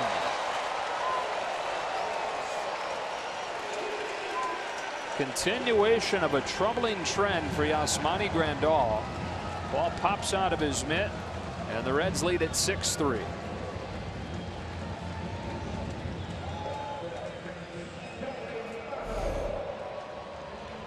You don't usually get a chance to throw Hamilton out with his speed. Hatcher sends him, but Taylor's got a gun and it's pretty accurate enough with the velocity he throws it, and a nice tag and reach by Yasmani Grandal on scooping it, but it doesn't stay in his glove. The tag was a lot with the wrist, not the glove, but it flung the ball out of there. No detail unturned as far as Yasmani and his equipment, but he has had trouble keeping the ball in his glove. So the Reds get one back, and Joey Votto comes up with a man at second and 1 gone. Wood delivers, and Votto takes ball 1.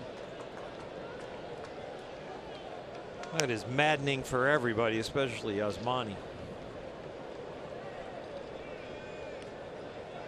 Those situations too, you're not preventing a run, you're also letting another runner get into scoring position.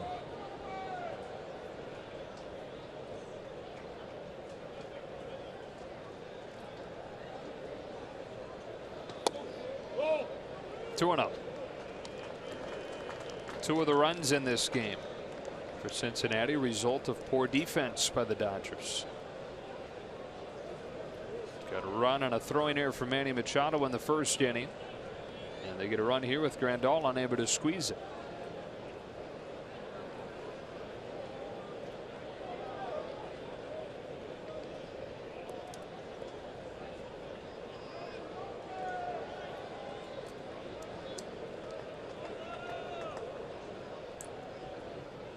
Two 2-0. Here comes Wood. To the corner with strike one.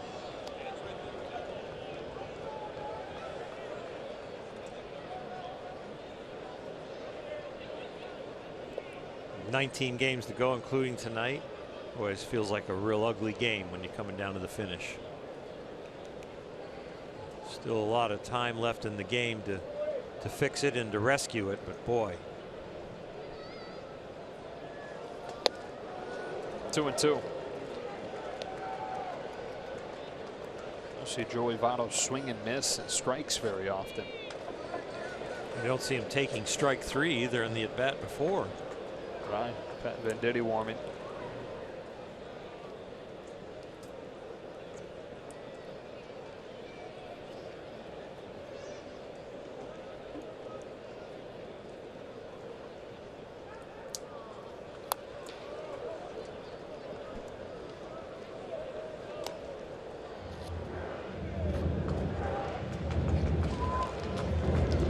First at bat with the double off the wall, almost a home run by about an inch. He looks so locked in. These last two at bats for him, he looks lost. For him, yeah, quote unquote. It's all relative. He's trying to get back to that beautiful hitter as you described him. Slices one down the line, foul. Who else would you put in that beautiful hitter category currently? Wow. Guys that just do everything. One that pops to mind for me in the American League, Jose Ramirez. JD Martinez. Yeah. Altuve at some time. Mookie Betts. Yep. Trout. Trout, for sure.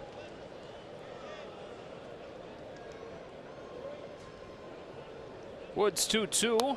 Votto protects again. I mean, Justin Turner has to be there, not to be biased to a Dodger, but just his approach and his production lately. He is one of the most beautiful hitters in all of baseball right now.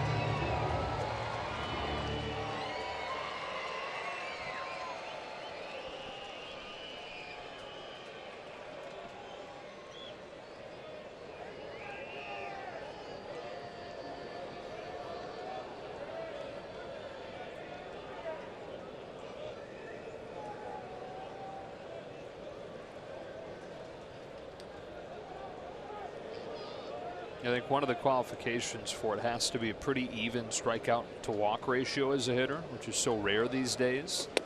That's something that Turner has. He's one of a handful of guys that walked more than he struck out last year. Not too far off this year.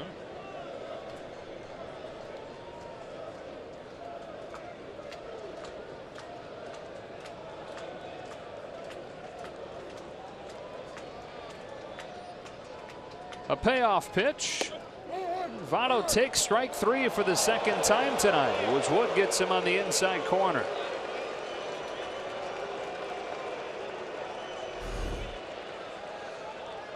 This is rare, and it probably was a ball. Joey Votto is almost at like the Ted Williams level when it comes to the strike zone. If he doesn't swing, it's not a strike. Yeah.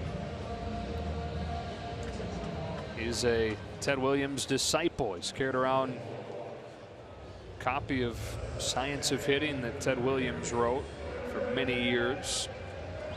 He's described Ted Williams for him when he was growing up like a superhero. Had a poster of him on his wall when he was a kid. They put Suarez on intentionally here. 2 on, 2 out. Bring up Scooter Gennett.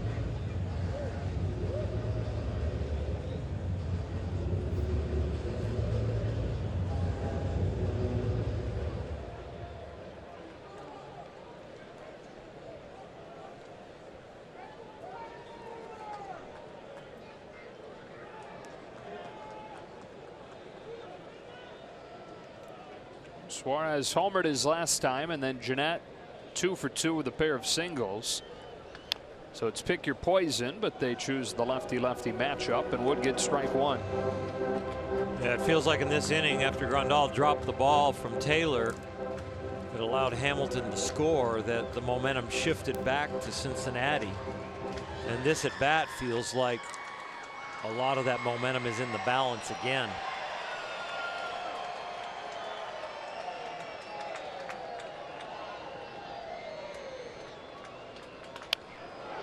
Muscled foul, 0-2.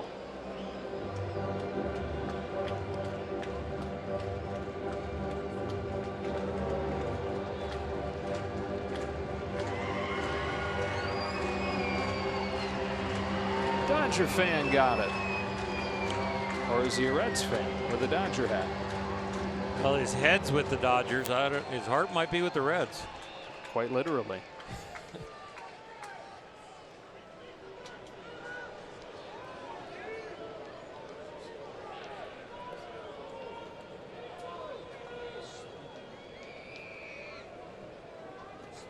Six runs on 7 hits against Wood tonight.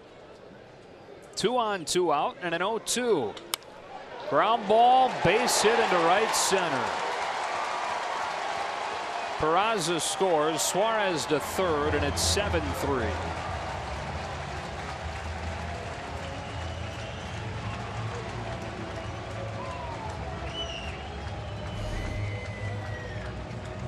It really hurts when this finds a hole. Defense has really let Alex Wood down, and now that he's hitting his location and hitting some spots, combination of his lack of execution and the defense lack of execution allows him to exit. After only 3 2/3, runners at the corner is his responsibility. Dave Roberts making a call to the bullpen. Pat Venditti coming on.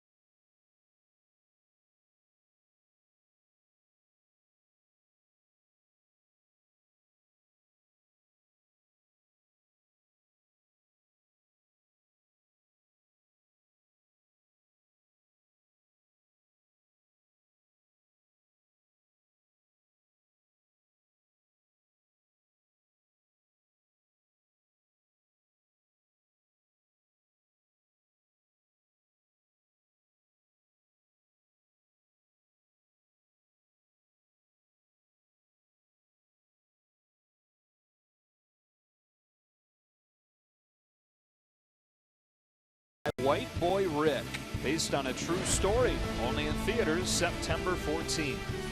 And by Carl's Jr.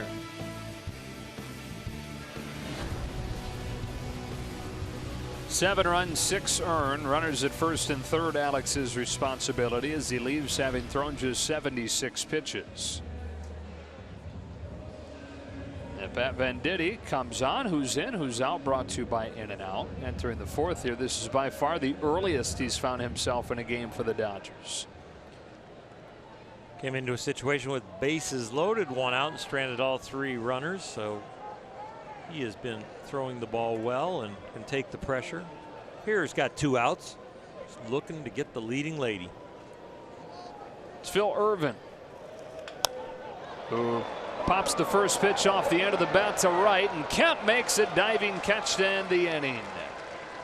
But the Reds add 2, taking advantage of an extra out, and lead it 7-3 to the 5th.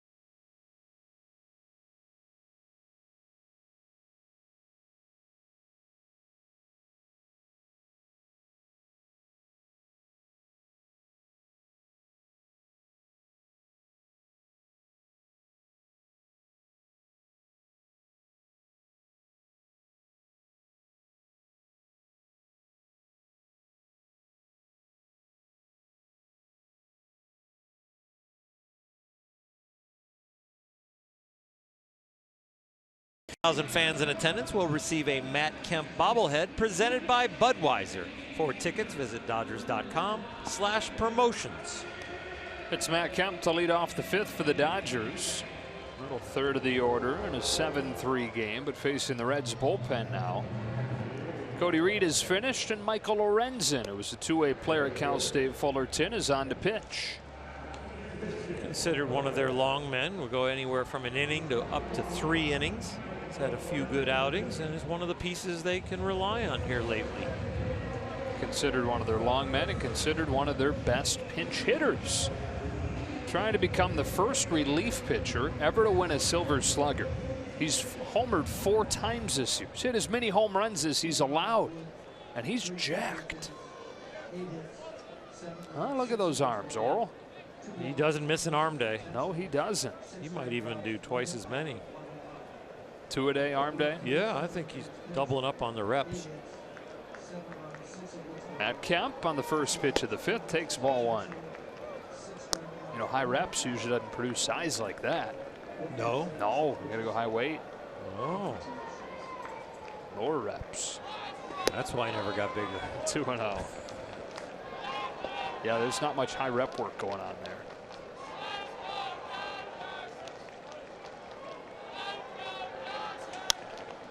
Kemp flies it to center for Billy Hamilton. I can't think of a pitcher in baseball right now with bigger arms. I can't either. And nobody's going to charge the mound. No. Modern day Kyle Farnsworth. But even Farnsworth didn't have bodybuilder arms. He was just a big man. And a big league jersey is custom made to exactly the way you want it. So he ordered a medium. Sun's out, guns out, man. Dave Roberts starts to use the bench with a right-handed pitcher on the mound now. Here's Cody Bellinger. Hitting for David Freese. Strike 1.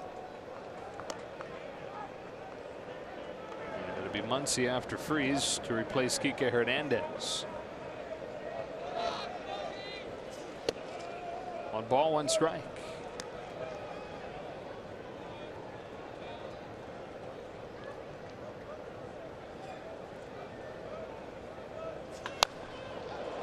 Look out.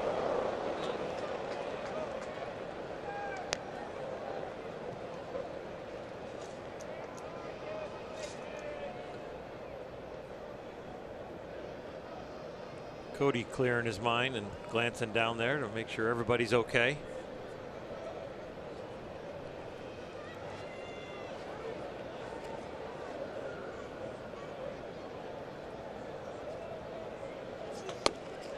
Fastball to 98 by him for out number 2.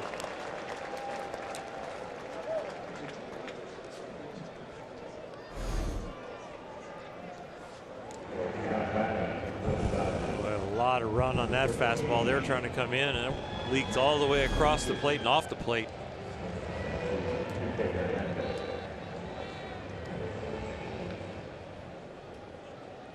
Muncy to bat. That .584 slugging you see in yellow, that leads the National League among players that have played in 100 games this year. Even with some of the ups and downs that he's had, he's remained consistent has been the home run production.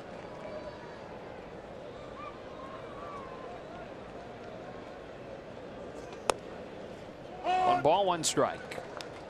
It's an absolutely incredible year. Got to be one of the most surprising years of all of baseball.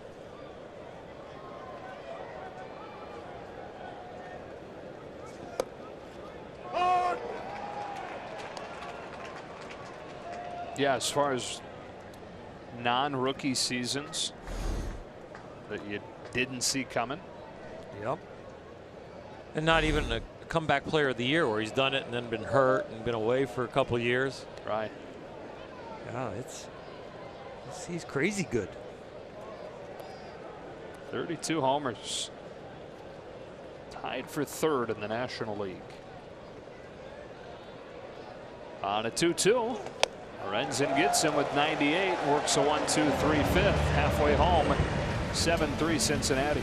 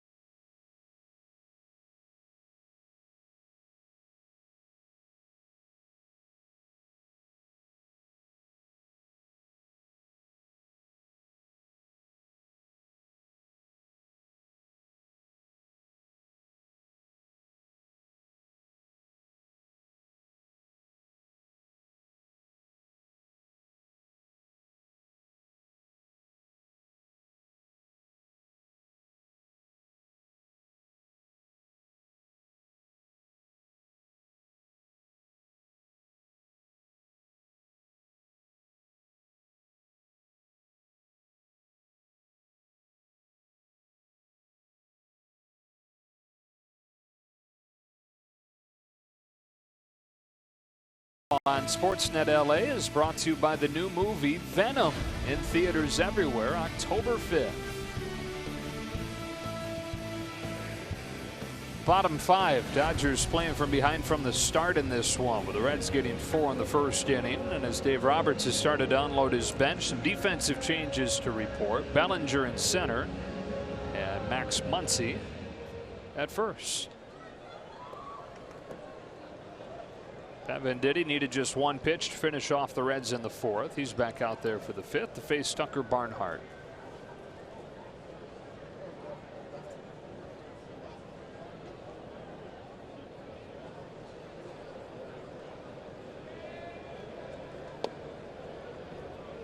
Drops down, and this is for the first one. Playing Barnhart to pull, leading off this fifth inning.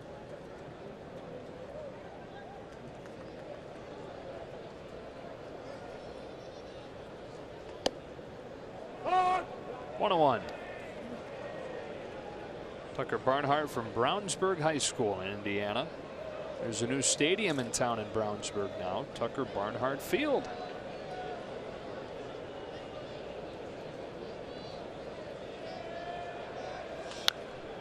Fouls it, 1-2. Always one of the smaller kids growing up in Brownsburg. Still played with the older kids though. You know, he's small for his own age. When he was 8, he was playing 10 and under. When he was 10, he was playing 12 and under. So it was no real surprise to those that really knew him when he made it to the majors when he was 23. On a 1-2 pitch, pulls it into that shift. 1 out.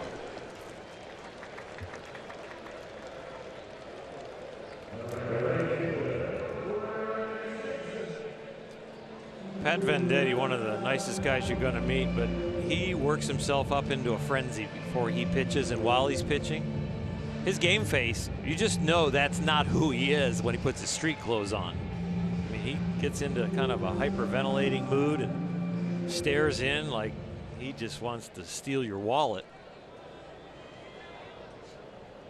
Is the right-handed version of him any meaner than the left-handed, or vice versa? I think left-handed might be a little bit more intense. A little more huffing and puffing, isn't there? Strike one, or ball one on Dixon. Yeah, don't let him scare you into strikes. Ooh, he's. I think left-handed is a little different. I don't know. There's a little attitude here, right-handed though.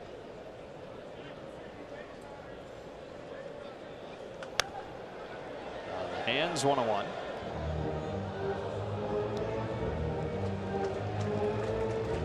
He's definitely a little odder when he pitches with his left hand. Odder, more odd, more odd. Left-handed. A little quirkier. Just when he's left-handed. Yeah. You know what? He looks like he's going to throw 98. I think that's part of the shtick. That's not a ball. Especially not when the hitter steps out without being given time. A lot of times you're going to get that call. And this, for me, should have been a strike, but I was a pitcher.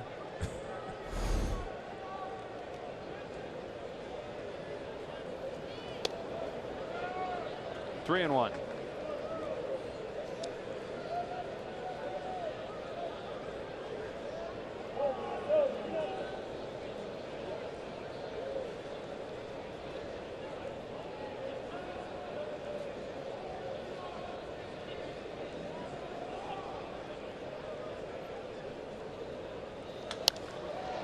Dixon flies it to center. There's Cody Bellinger. For Vendetti, he's faced 3 and retired them all.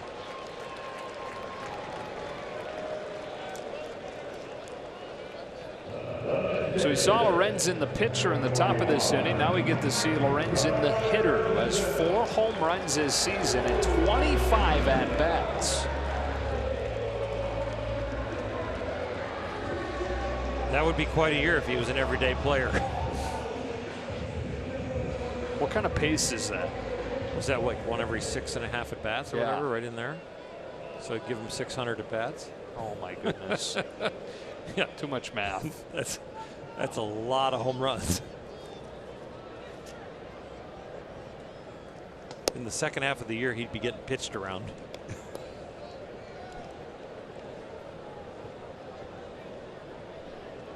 It's 96 home runs, sound right? 96 home run pace if he's an everyday player.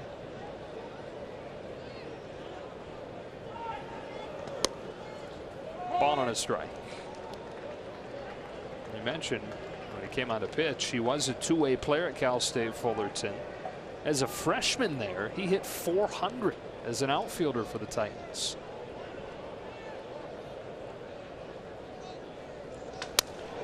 Cracks one down the line, foul.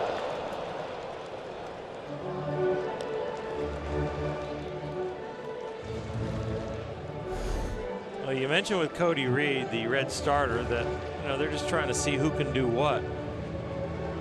They might let him find a position. If you're still looking to see who can do what, you might have a reliever that can be an everyday player.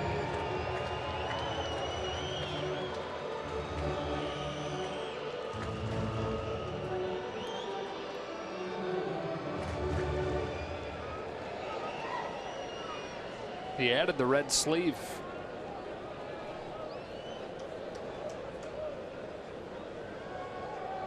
His hitting sleeve.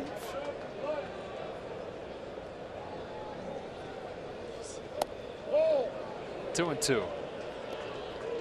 The body looks more like an everyday player than a pitcher.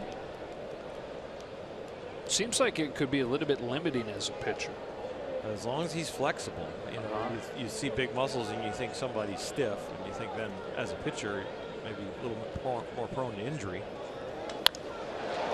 Pounds one to right center, base hit, and he's going to try to extend it into a double, and he has.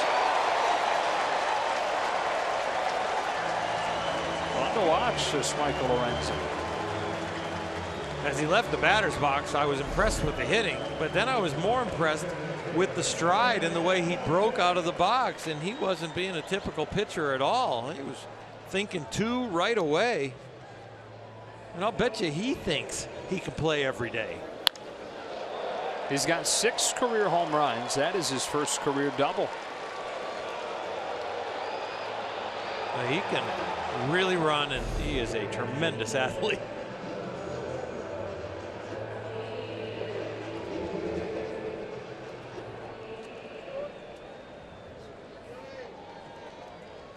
Ninth hit tonight for Cincinnati, and it gives Billy Hamilton a 2-out opportunity.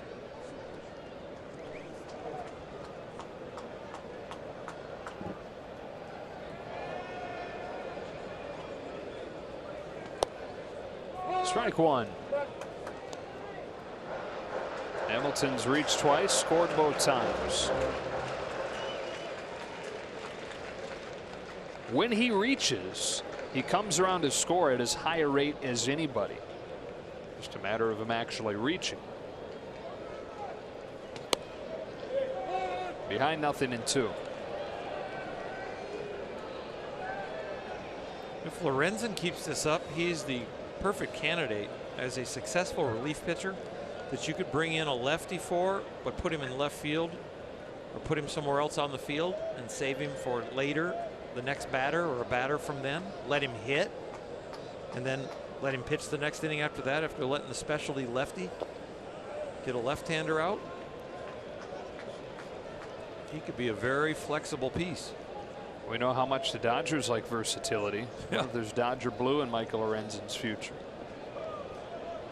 Take it to a new level. I mean, the Mets did that Davey Johnson back in the 80s with Jesse Orozco and Roger McDowell. He would toggle them in and out of left field or right field, depending on where they thought the next hitter was going to hit the ball off of Jesse or Roger after they brought one in for the other. They wanted to keep the other one in the game.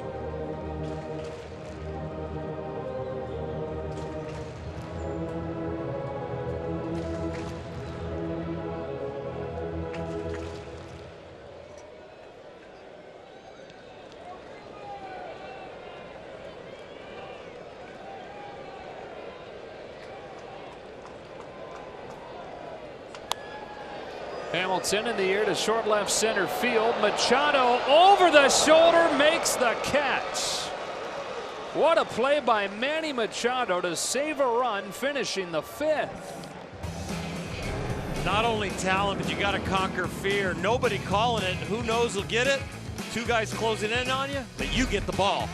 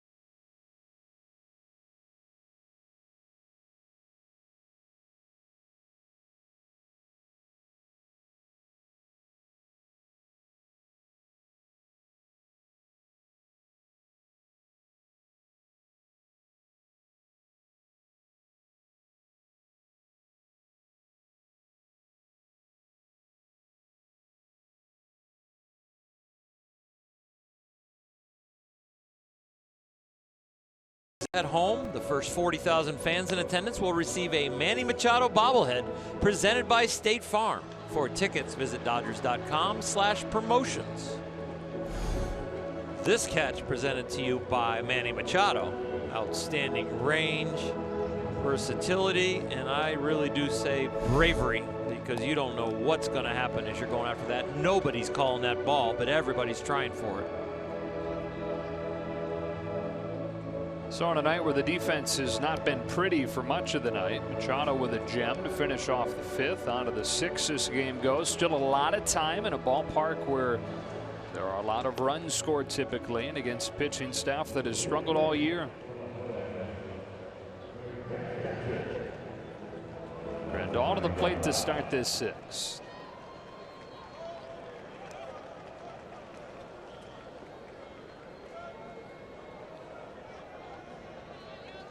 Yasmani against the team that drafted him tonight. 12th overall pick of the Reds in 2010 out of the U out of Miami.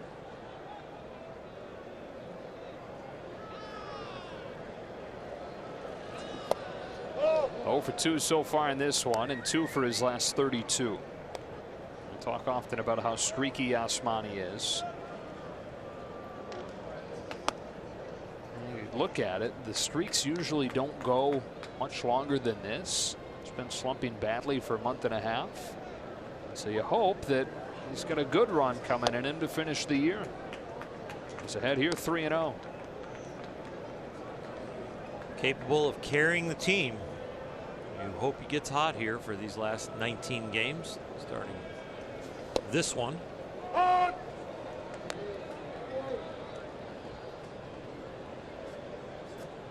29 years old in his 7th year.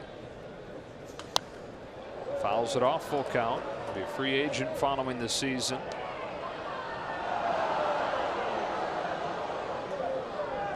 Three years in San Diego, 4 years with the Dodgers. We'll see what's next. A payoff and a drive to right center field. Yasmani Grandal hits it out of here to open the 6th. Perhaps the start of something more. Grandal cuts it to 7-4 with his 23rd home run of the season.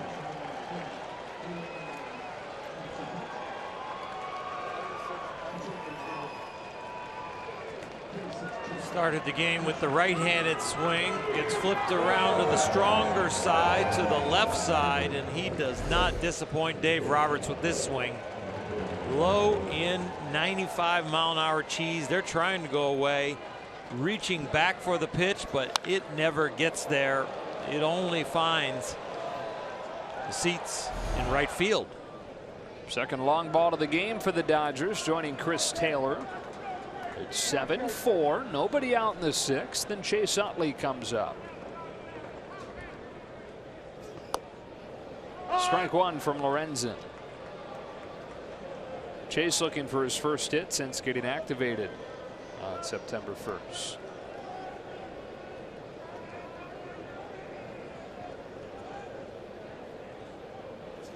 I mentioned it earlier, but the Dodgers with a new LA Dodger record, 18 games in a row in a homer with a homer.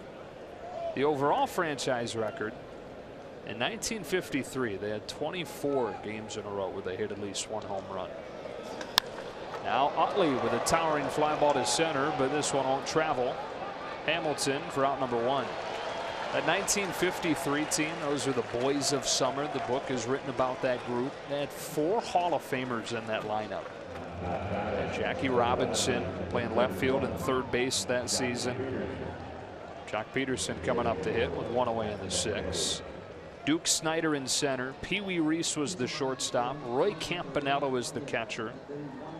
That's not even to mention Gil Hodges, who was at first. They had the Rookie of the Year and Jim Gilliam playing second. Carl Furillo is the batting champ. Peterson hits it hard into the glove of a diving Votto, who feeds Lorenzen. Taking a hit away from Jock, 2 away.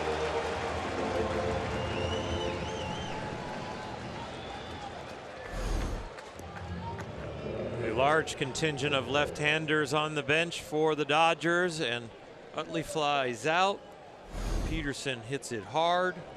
But this lineup will continue to send good hitter after good hitter up with the depth of the roster. Brian Madsen didn't pitch over the weekend in Colorado. Dave Roberts said he was eager to get him an opportunity one of the first 2 games here in Cincy, and it looks like he's not going to have to wait much longer for that. So on a 7-4 game in the 6th inning, Chris Taylor having the best night of any Dodger. Single walk homer. Hitting lead off for the first time since early August.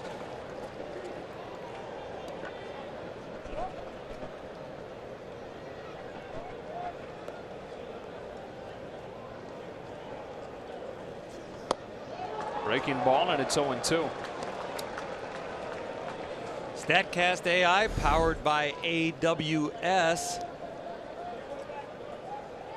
102 miles an hour off the bat, almost majestic at 29 degrees. This time he's down on 3 pitches. That's that for the Dodgers in the 6th, but Grandal opens it with a homer, cuts it to 7-4.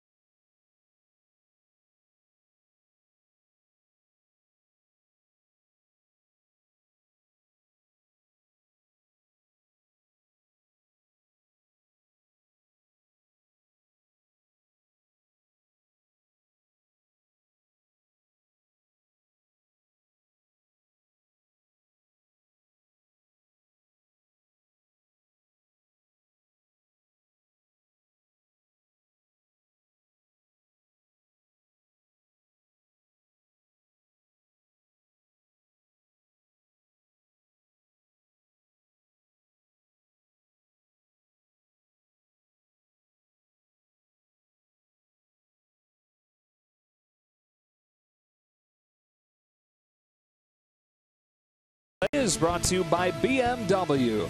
See a Southern California BMW Center today for exceptional offers or visit SoCalBMW.com. And by Jack in the Box. Try something different like Jack's Teriyaki Bowls. Only at Jack in the Box for a limited time. Back in Cincinnati, first of 3 between the Dodgers and Reds, and it's 7-4 Cincy to the bottom of the 6th, where Chase Utley will stay in the game after pinch hitting, playing second. And Ryan Madsen on for his first appearance of this road trip. Rick Honeycutt and the Dodgers are thinking they have found some things with Ryan Madsen that's going to take his effectiveness up, and we're looking forward to him executing the pitches in the correct locations that they really like, and how he's going to spin the ball and change speeds. 4th appearance in a Dodger uniform, and it comes against the teeth of the Reds lineup. 2-hitter Jose Peraza looks at strike 1. And that is particularly interesting because, as you mentioned earlier tonight, Madsen hit Joey Votto in early August, and that eventually put Votto on the DL.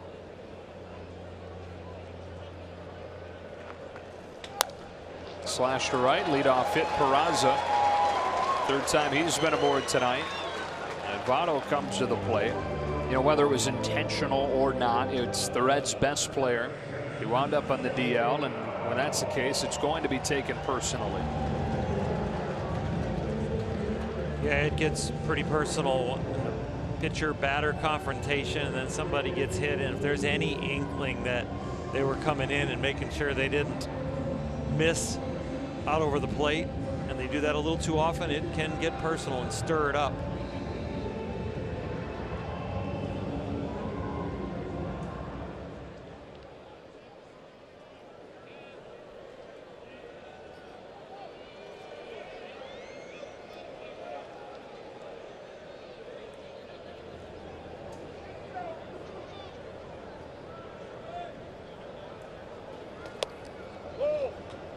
Starts him with an off-speed pitch that misses. 1-0.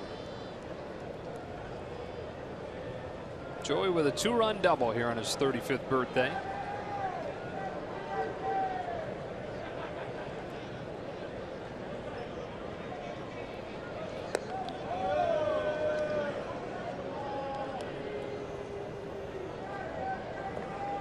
Big defensive inning for the Dodgers. Every time they seem to climb back, the Reds answer. In the 3rd, Dodgers get 1, Reds get 1. 4th, they get 2. Cincinnati gets 2. Here in the 6th, they get 1. Trying to stop them.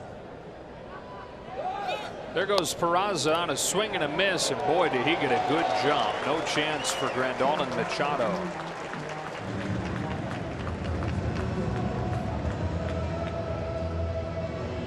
You get a feel for it as a catcher and a middle infielder when somebody's probably going to be safe, but you got to follow through with the play, and you see how late the ball arrives.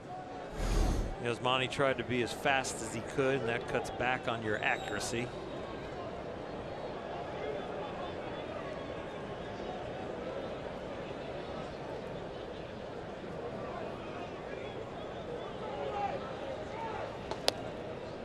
Top of the zone for strike 2.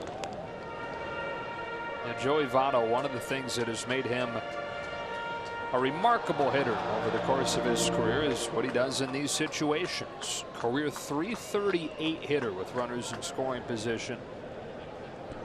That's the 3rd best career average since the mid-70s. 2 guys he's behind, Tony Gwynn and Rod Carew. Chase is here, and he struck out 3 times tonight.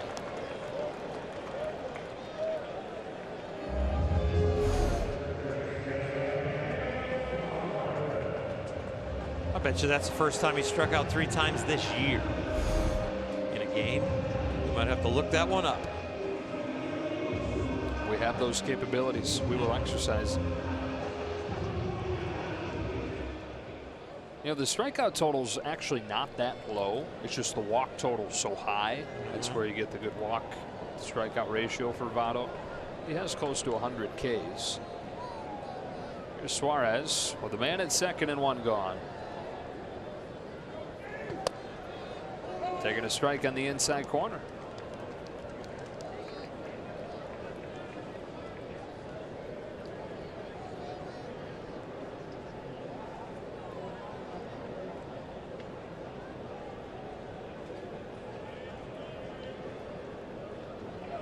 That was Joey Votto's first 3 strikeout game since Friday. You baited me there. You totally baited. I thought you were going to say in 3 years, and I was going to look really smart. No, you are going to look smart with this next one. It's only his 3rd of the year. Yeah, but still. No, Yeah. you were on it. Yeah, really close. Had one in July, and then he had one against San Diego Friday. But you're right, it's rare. If we were playing horseshoes, it was kind of a leaner. 0-2. And the dirt, 1 ball and 2 strikes.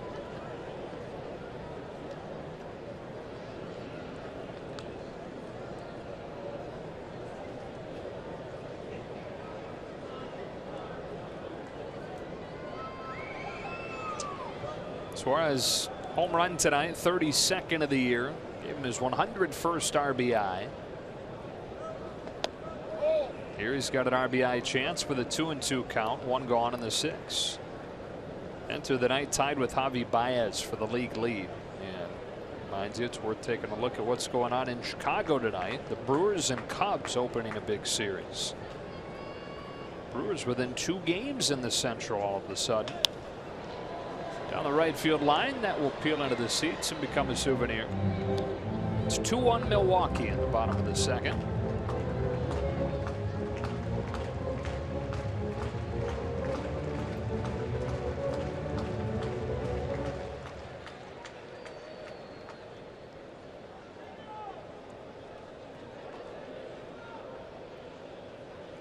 Another 2-2. There goes Peraza again on a swing and a miss. Throw down, not in time. And he's stolen his way to 3rd.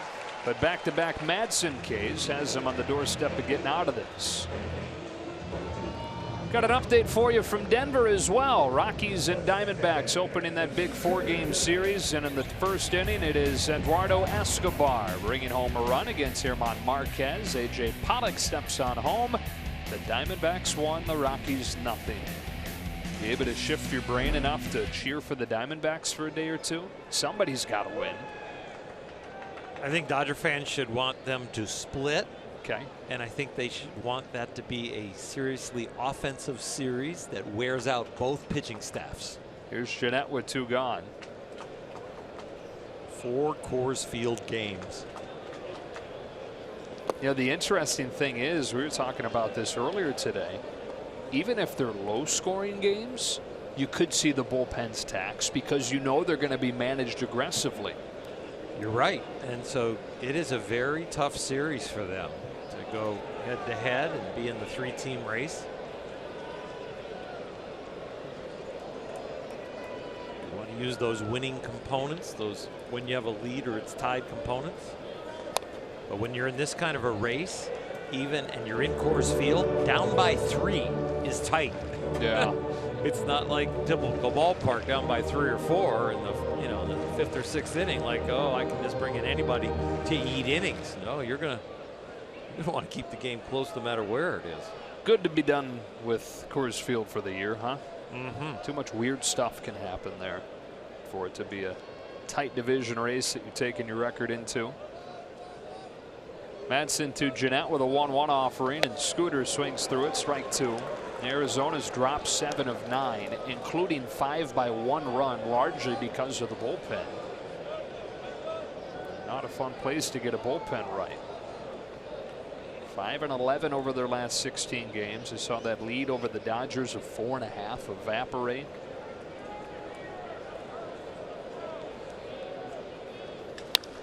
Slicing liner to center, the 4th hit of the night for Scooter Jeanette, and the Reds have done it again, answering the Dodgers tally with one of their own.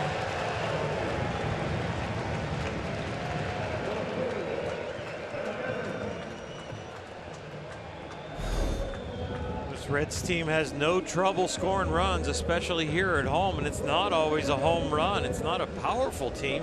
On base percentage and batting average.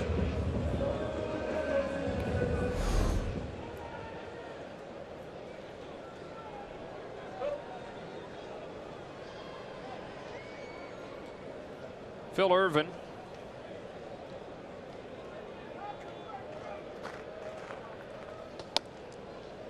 Strike 1 for Madsen.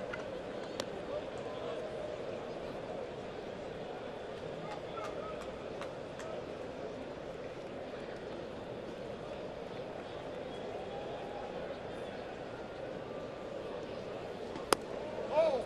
1-1. Back in March, you wouldn't have captioned this picture as Max Muncy, 3rd in the National League in homers. Scooter Jeanette leading the National League batting race.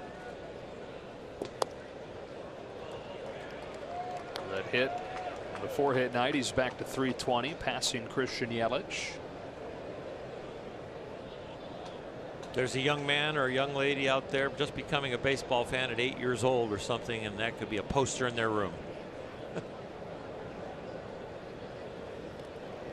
As long as they didn't try to order it in March. I never knew who was a prospect or what year they were in their big league career. When I became a fan of baseball, I just all of a sudden gravitated to certain players. You know, what we know about their backgrounds and the odds of them making it or how long it's taken, is that goes off the wayside for the young fan, I think. Hammered towards the right field corner. That'll make its way to the wall. Extra bases for Irvin. Jeanette is stopped at 3rd. 2nd and 3rd with 2 gone.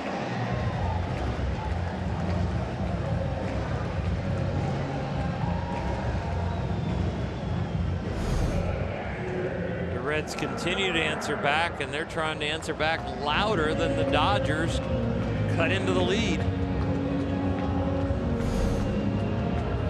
Later and later we get into this game, you say, yeah, the lead's not that big for this ballpark and you can come back, but you're in the second half of the game now, down by 4, and these 2 runs are huge.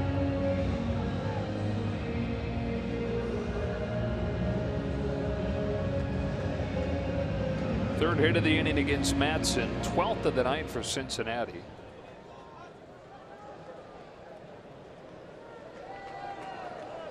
The only guy in the lineup yet to reach tonight is Tucker Barnhart, who stands in now.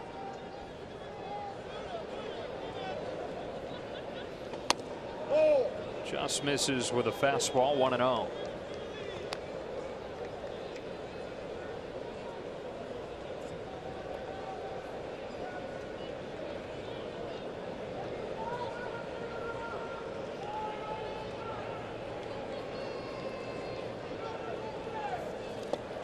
Grandal with a great stop. 2 balls, no strikes. A frustrating inning for Yasmani with Peraza stealing a couple of bags, but really they weren't stole off of him. They were stole off the pitcher, Madsen. Trying to save the inning. Catchers take giving up runs personally. It's not just the pitcher who's feeling bad.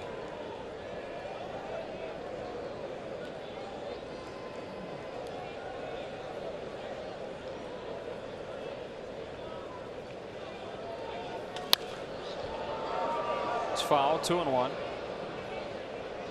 It's a potent lineup. This is 33 runs for Cincinnati over the last 3.5 games.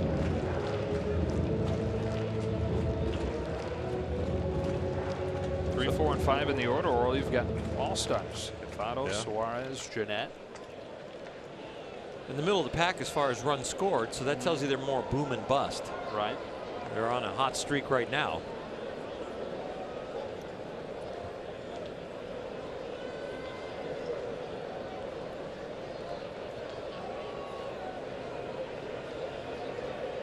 Second and third, 2 gone. Madsen home with a 2-1, and Barnhart swings through a nice change, 2-2.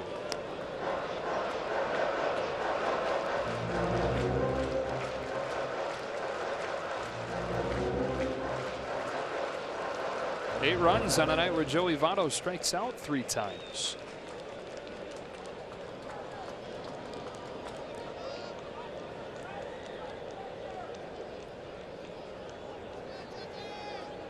Jeanette at third, Irvin at second, and Madsen home 2-2.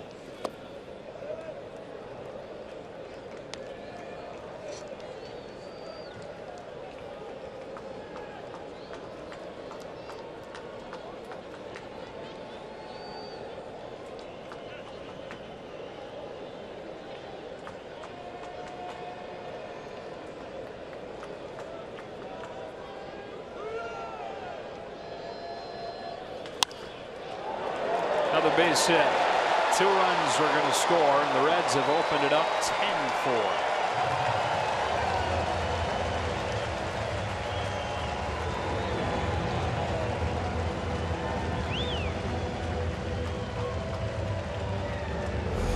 Bullpen performed at a very high level in Colorado. 9 innings, only 2 earned runs, but here Ryan Madsen is struggling through this inning. Yeah, more runs in this inning than the pennant out in those 3 games at Coors Field.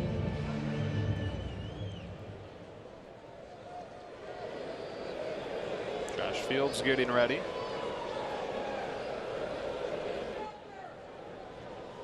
Brandon Dixon. Josh was laying down there on the ground stretching, but he was stretching something other than you might think. He was stretching his shoulder. Back of his shoulder, the capsule and the muscles there, the decelerators, laying down and pushing his hand against the ground.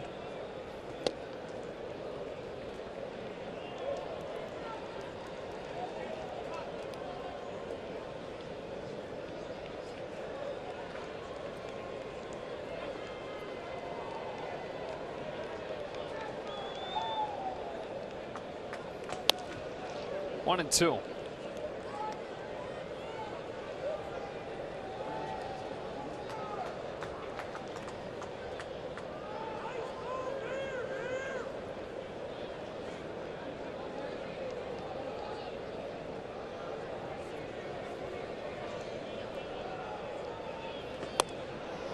Madsen gets him swinging, and the inning comes to an end. But 3 for the Reds, all of them coming with 2 out, and a big hole for the Dodgers as we go to the late innings.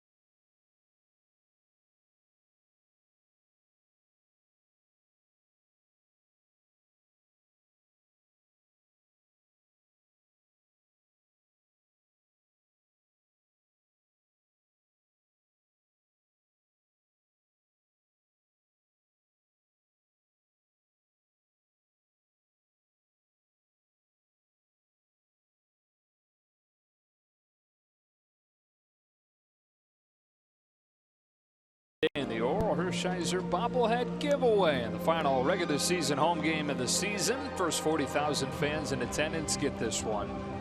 Do you know the exact moment that that is rendered off of? It might actually be the last out of the World Series. Yeah, I think that's the shot that they're going for. It's a beautiful looking bobblehead, Oral. Appreciate it. It's going to be a lot of fun, a big day, and glad it's on Fan Appreciation Day. Hard to believe that's coming a week from Sunday, final home game of the regular season. I hope the Dodgers are in first place that day. That would make it much better. Turner to lead off the 7th. Cal State Fullerton matchup here. Lorenzen against Turner. This is inside, ball 1. Justin 0 for 2 tonight.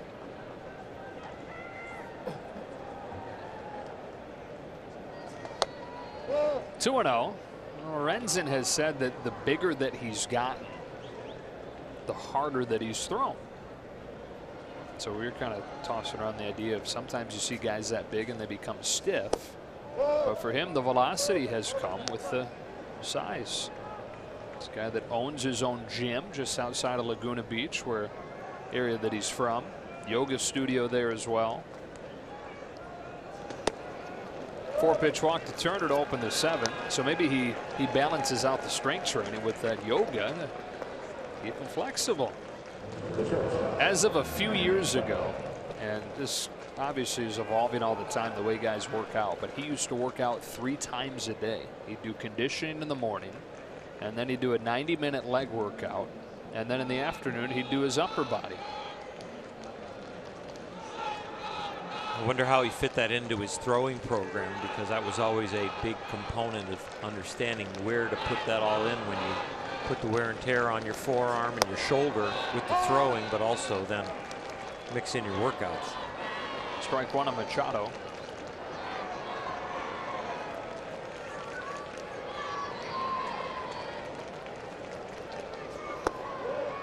That's where every generation's in better shape and more knowledge than the last generation.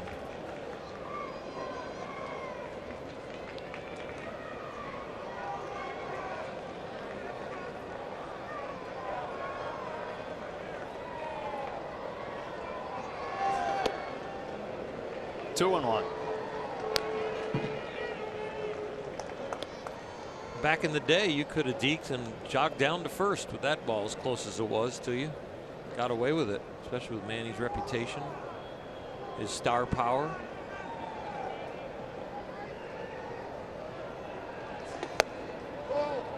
After the leadoff walk, he's fallen behind Machado. 3 balls, 1 strike.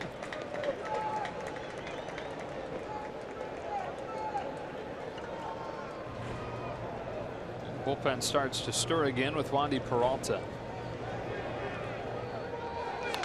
Machado corks his slicing liner to right center, and not even Billy Hamilton can run this one down. On his way to second with a double. Well, that was going to be a play at second potentially had Jeanette not cut it off. Billy Hamilton smiling, thinking I threw that one perfectly, and we had a shot at him. He cuts it off with his speed, keeps it from getting to the wall, and then that was bang, bang at second. Manny Machado with a beautiful swing, keeping the hands inside and driving the ball to right center. Right there, that little stumble, that could have cost the Dodgers if the ball wouldn't have been caught.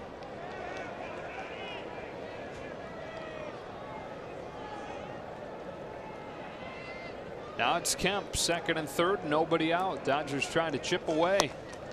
Strike 1. That started the scoring with an RBI single in the 3rd. At least the Dodgers scoring.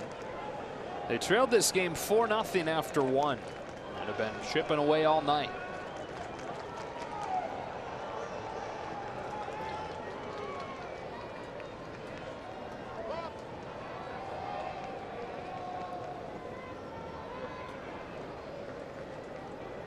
Jared Hughes joining Peralta. Hughes has been one of the guys that's been really good in that Reds bullpen that overall has not been good. Kemp with a ground ball left side. That'll bring home Turner. It's 10-5 as Kemp gets his second RBI of the night.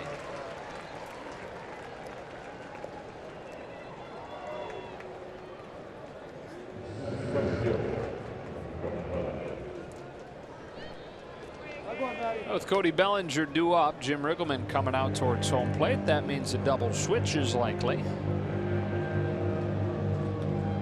Let the crew chief Larry Vanover know of his plans here.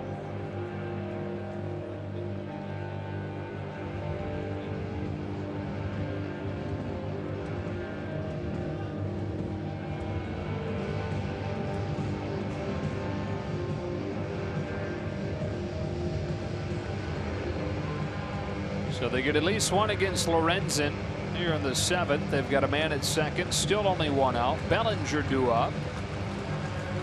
And a new reliever coming on as part of a double switch as Dixon comes out.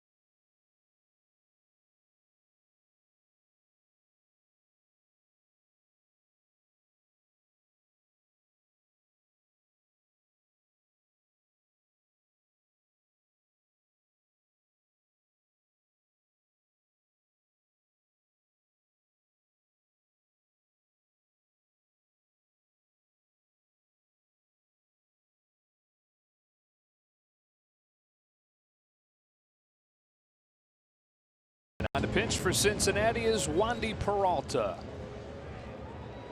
Sent down to the minors at the end of June, got squared away, and since returning has been very good. 15 appearances since coming back. He's an ERA of 1.5 during that time. And he's on for the left-handed batting Cody Bellinger, who came on to replace David Freese with the right-handed throwing Lorenzen out there his last time up. And Peralta's in there with strike one.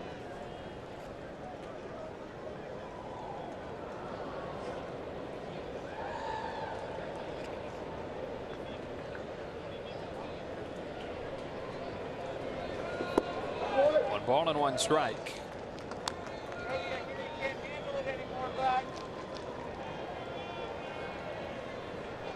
And you saw the lefty-righty splits for Bellinger. Why he doesn't see a ton of ABs against left-handed pitching. It's a shot here by Jeanette at second. They will stop Machado at third. Bellinger's aboard at the corners with one away. So in what are limited opportunities against left-handed pitching, Bellinger feeling good about taking advantage of one here. He killed this ball. That's a really good swing. Probably getting graded a hit, I would think, as hard as it was hit. And it is. There's another opportunity for the Dodgers to chip away in this game. First and third, one gone, and the hitter's Max Muncy.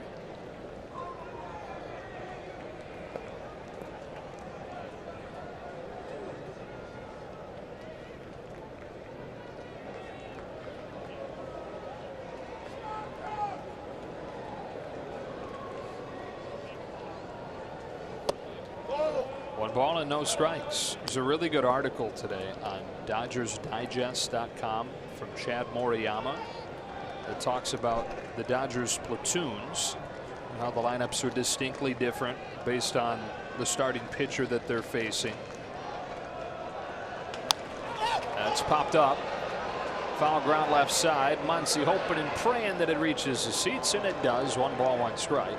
The reason I bring it up now is that in Chad's deep dive into the numbers of the platoons that the Dodgers are using, the one piece that he says you can make any kind of argument should see a little more time against the same handedness is Max Muncy, with what he's shown against some left-handed pitching. There's also the inherent challenge of finding a spot defensively for him with the Dodger normal lineup against left-handed pitchers. First and third, one gone. A 1-1 pitch coming to the top of the zone, strike 2.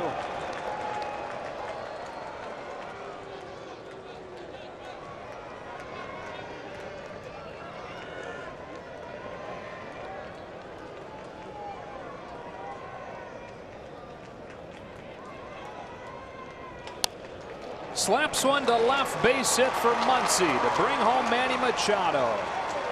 And it's a 10-6 game. Both Bellinger and Muncy, left-handed hitters, coming up with a hit against a left-handed reliever here in the 7th. Max Muncy hanging in there, puts enough swing on this to force it out there to left field. Slicing the ball near the line.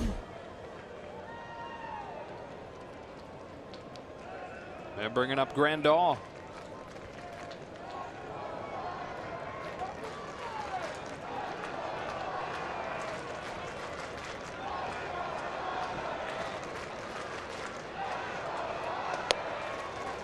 Strike 1. Last time he was up there, as we look back on our Coors Light refreshing finish, it is 23rd home run of the year.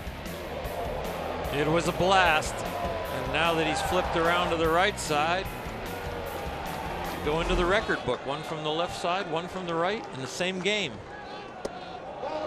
1-1.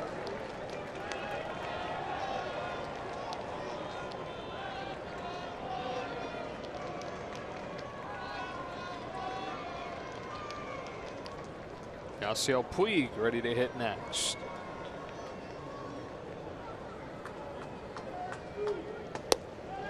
That cuts in there, strike 2.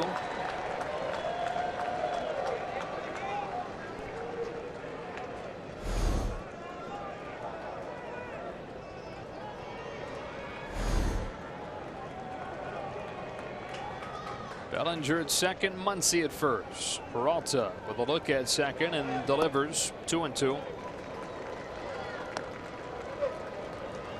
As it gets late here, you're looking at trying to bring the tying run to the plate. Continue the inning, build the rally, but that's the run that'll really count if you can get it in the batter's box. A walk and 3 hits in this inning against the Cincinnati bullpen.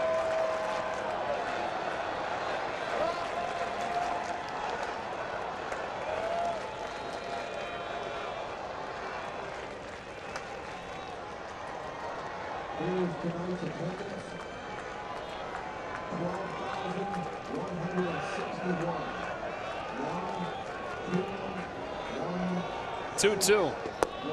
A little bit low to run the count full. Official attendance tonight a little over 12,000. Don't let the lack of atmosphere fool you. Every game big at this point for these Dodgers. Grandal shoots it foul and will do it again.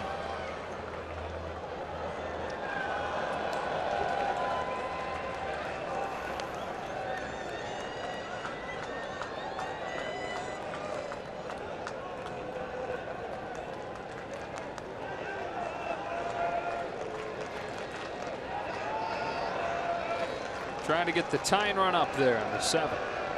Another payoff pitch. He walked him to load the bases for Puig, who comes up representing the tying run.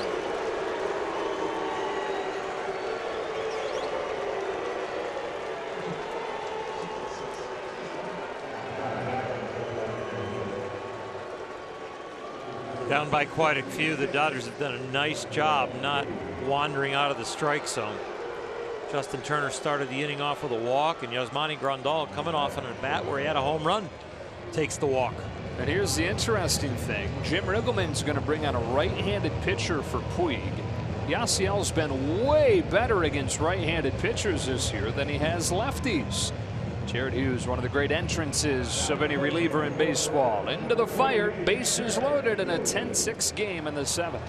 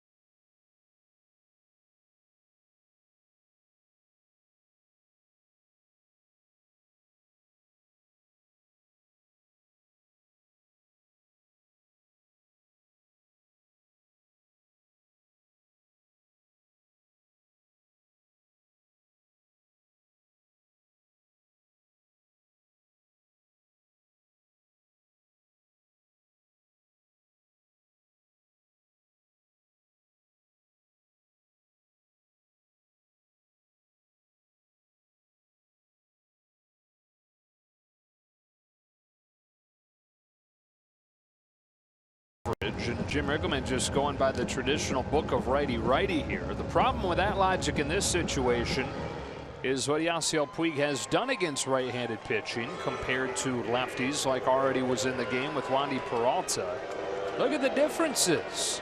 OPS against right-handed pitchers, 240 points better for Puig than against lefties. Yet Jim Riggleman wants righty-righty over Peralta against Puig.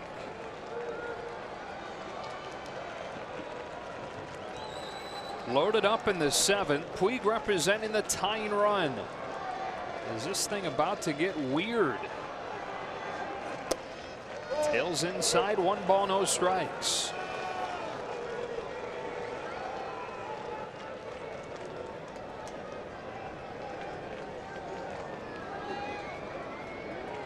Hit his longest home run of the season in Colorado over the weekend. 16 of them on the year. On this 1-0, he takes ball 2.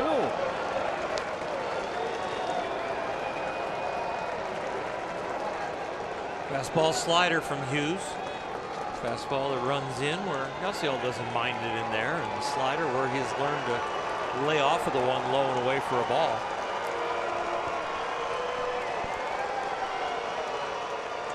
With nowhere to put him, a 2-0 pitch. Strike 1.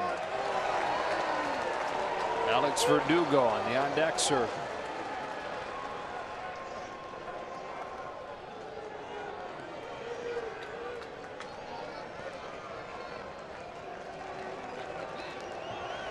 Bellinger at third, Muncy at second, Grandal at first.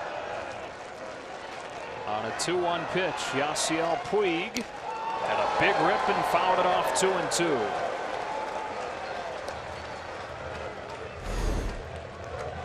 It's a good battle.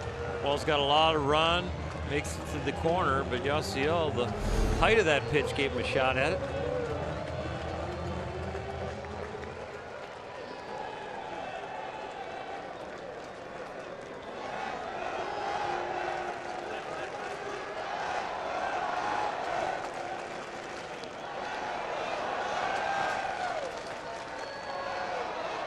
The 2-2. Fouls it off and stays alive.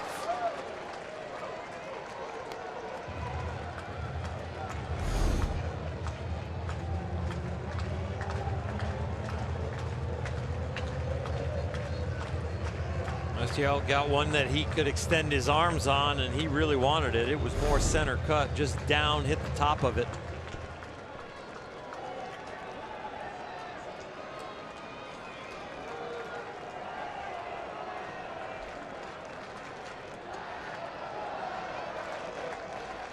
Tying run at the plate. 7th inning. Heat of the division race. Puig chops one foul. They're sticking with the two-seamer in. They haven't thrown a slider at all.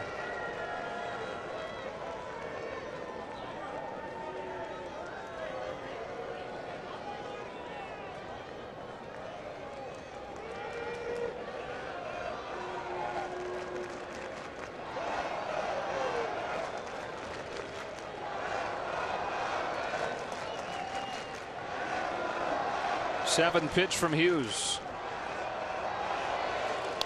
Another foul.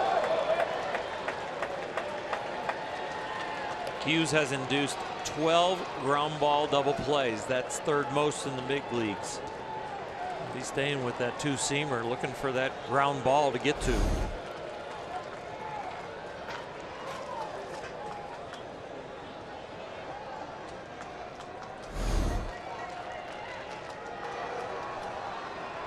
I'm a baseball analyst.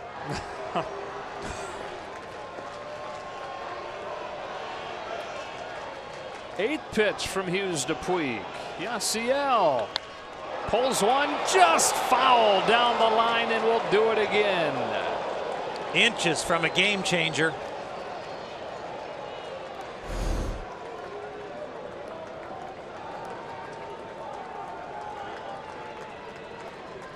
A foot.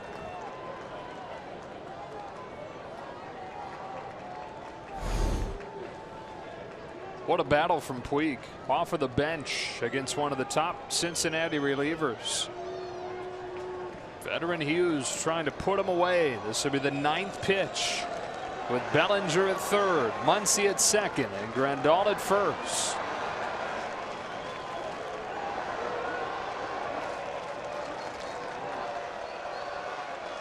Yet another 2-2. Puig grounds one foul again by the bag.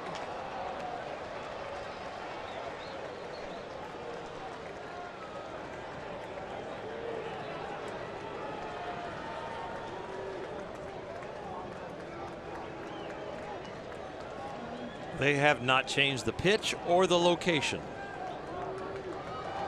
They're going to talk about maybe changing that strategy here. With bases loaded, one out, and a 4-run lead, I would think about it. I would think about the slider low and away, or even the fastball low and away, make him think it's going to be a ball and try and catch the outside corner. You keep going in there. It's like throwing 5, 6, 10 breaking balls around. You're going to hang one.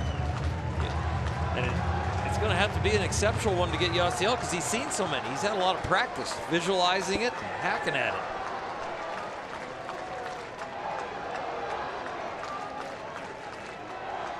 (10-6), 7th inning. Bases loaded, one out.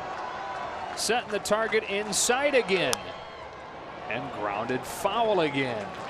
The discussion was about a reverse shift. Shift out. Once he given any signal on what side of the plate we're going, he's going to give the signal on the wrong side. We got a better chance coming back with the same pitch.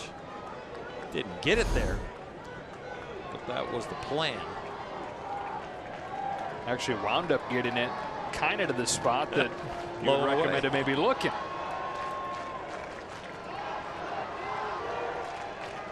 Another 2-2.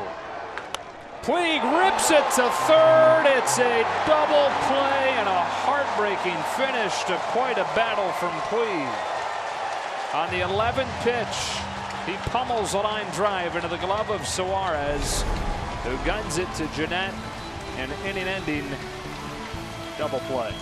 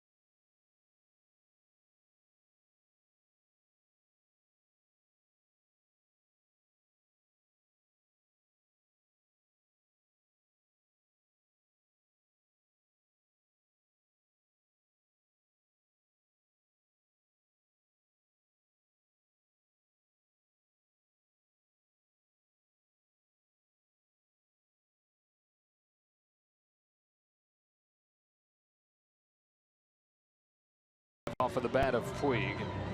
Double play to finish the inning. Josh Fields on to pitch the bottom of the 7th. It remains 10-6. Josh, one of the better Dodger relievers prior to getting hurt on the DL for an awful long time with the shoulder issues. Looking to catch his stride here for these last games and then make an impact if they get to October. But right now they've got to shut him down after a heartbreaking, frustrating offensive inning. Even though they scored 2, it felt like it could have been more. Puig is in right field after that pinch hit. That slides Kemp over to left. Taylor goes from left to second.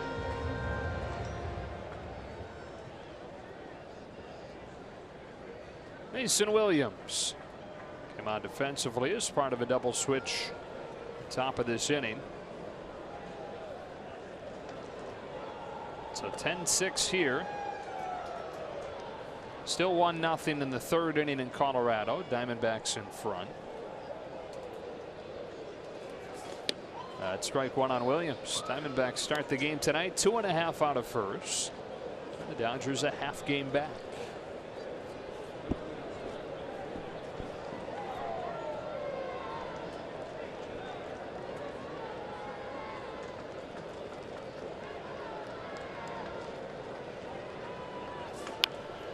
Williams pushes a bunt sharply. He can really fly. He almost beat the ball to the infield dirt.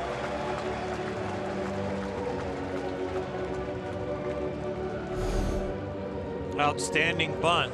Not trying to deaden it at all. Just push it towards the deep fielders. Get it by the mound, and you're probably going to be safe. It's well done. To strike a ball that hard and to bunt it and not try and hit the top of the ball, but to get that firmness, it's a high risk of popping it up.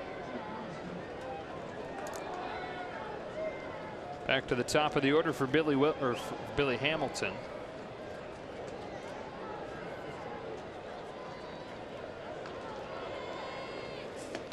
Who takes ball 1.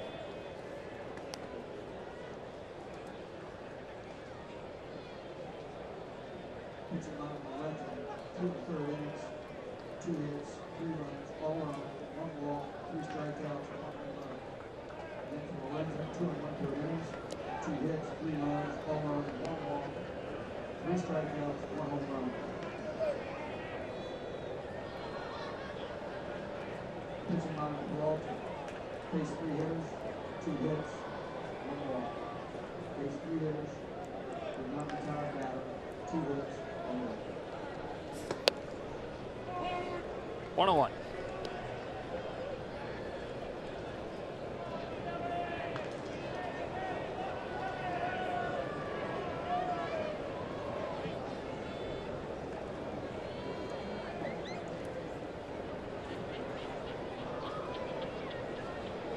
Pitching on Batson, 1 inning pitch, 4 hits, 3 runs, all around, 3 strikeouts. Again for Batson, 1 inning pitch, 4 hits, 3 runs, all around, 3 strikeouts. 2 balls, 1 strike on Hamilton.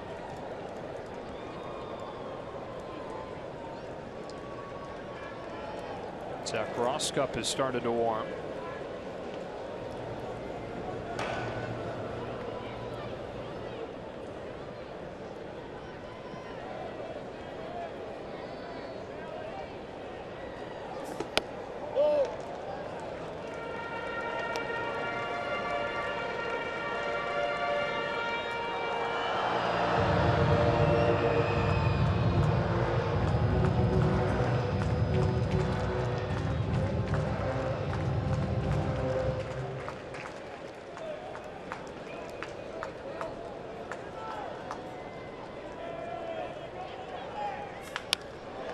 Caught at first, and a double play return in the favor.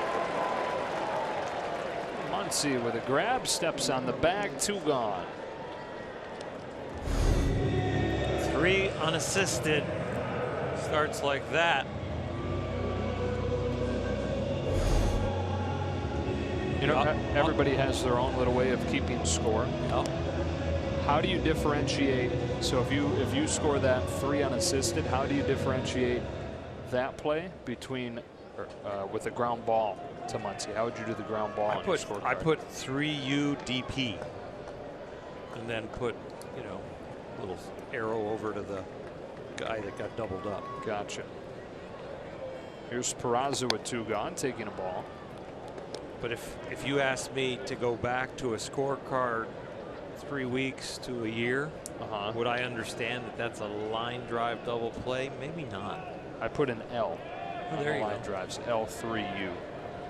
Yep. I like that.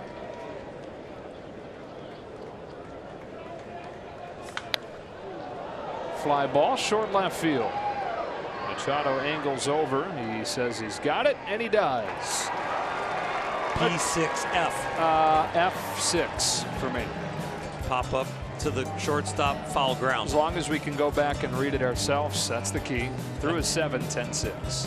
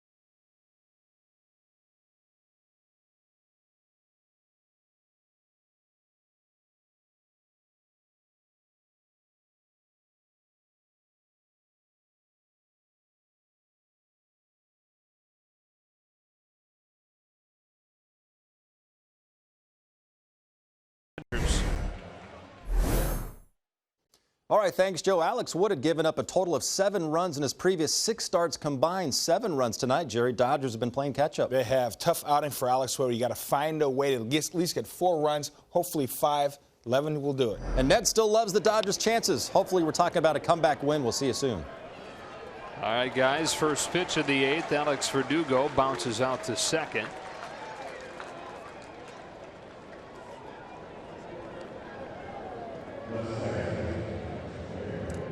Top of the order again, Chris Taylor. Been a bright spot for the Dodgers in this one. A hit, a walk, and a homer. We've been talking about the scoreboard, and there's plenty of time. Well, there's no longer plenty of time. Got to get it going right here.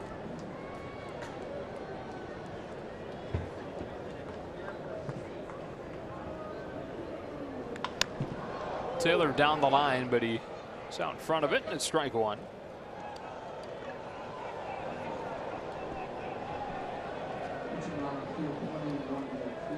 Cardinals, by the way, are tied with the Pirates in the 5th inning in St. Louis. It's worth giving Cardinal updates these days. The Dodgers a game back of the 2nd wild card, trailing St. Louis for it. Making that a big 4-game series this weekend.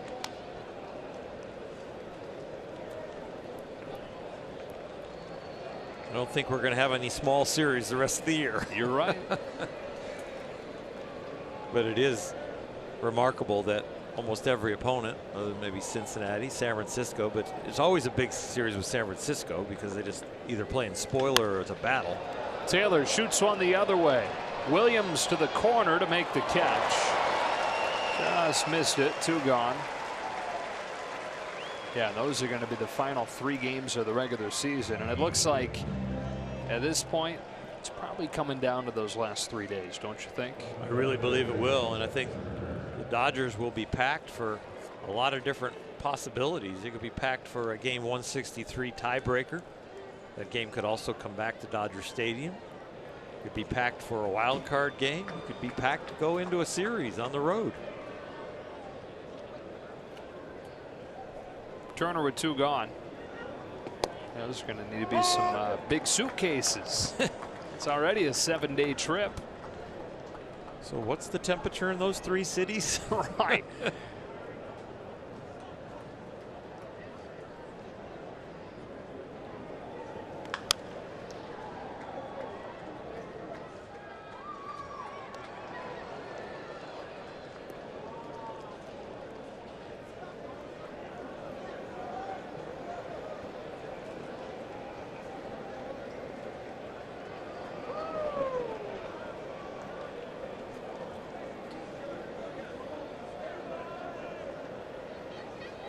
Hughes to Turner 0-2.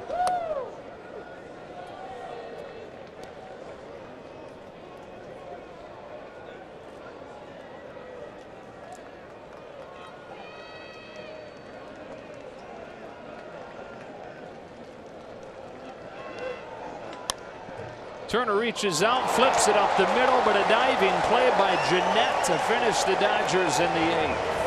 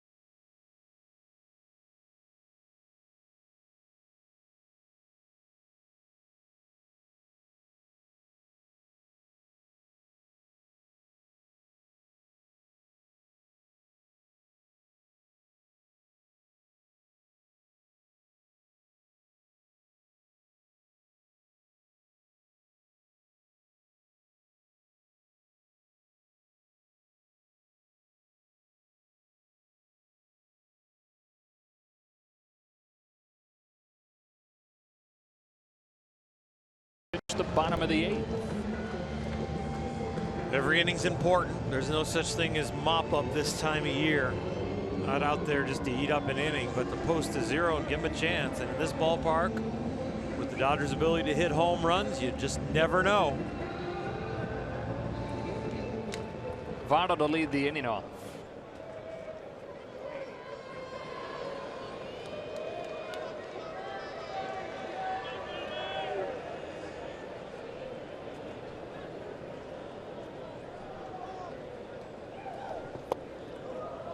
One and 0. Joey out of Toronto. He grew up in Canada. He was never really that interested in hockey. Baseball was always his first love. His dad got him into the game, and this guy was Larry Walker, fellow Canadian. Never even really learned to ice skate. That's very odd. I know. What, the Blue Jays fans in Cincy or him not ice skating? I learned at ice skate. Canadians usually skate before they walk. 2-1. It's also odd having Blue Jays fans in Cincinnati and cowboy hats. We got that going for us.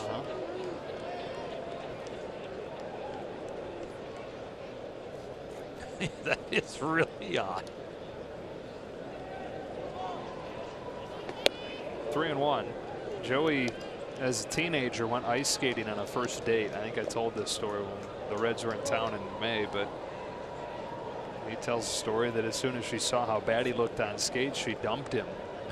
Didn't even make it through the first date. And so he stuck to baseball. Full count.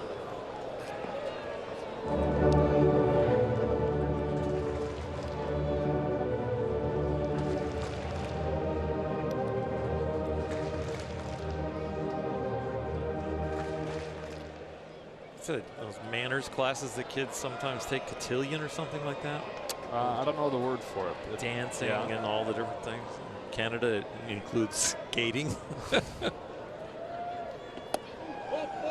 Just misses. It was almost a 4-strikeout game for Joey Votto. That hasn't happened since Friday. No. No, I'm still going back through the game logs trying to find it. It's not happened since at least 2014. Leadoff man aboard, and here's Suarez.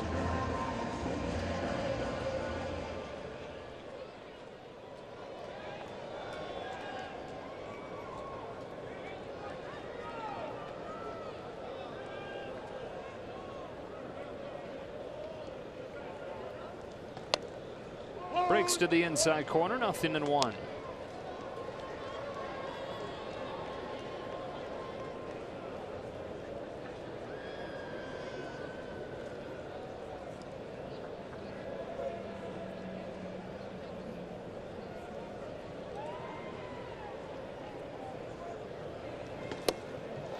Oh, and 2.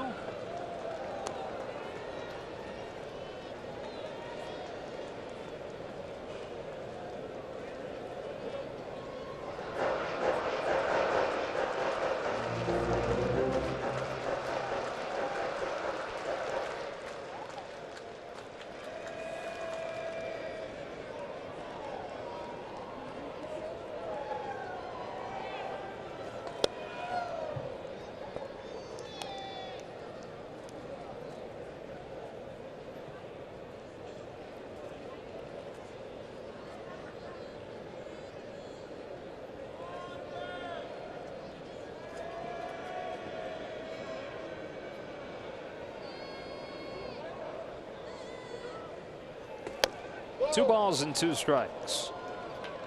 Looking ahead of the 9th for the Dodgers. Heart of the order coming up. Machado, Kemp, and Bellinger. Rosscup trying to keep the deficit at 4. Significant because there's a forward on deficit. He can erase with 1 swing.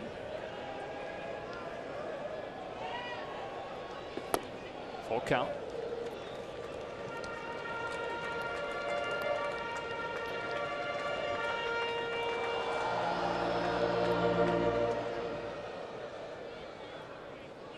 The Reds are freewheeling and playing out the string.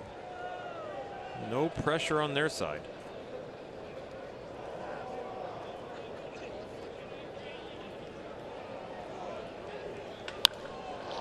Those sometimes can be dangerous teams to face down the stretch. Very dangerous.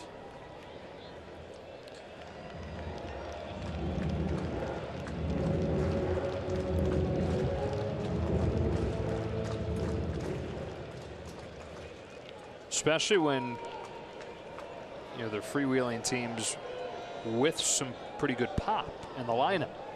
Pretty good run scoring ability.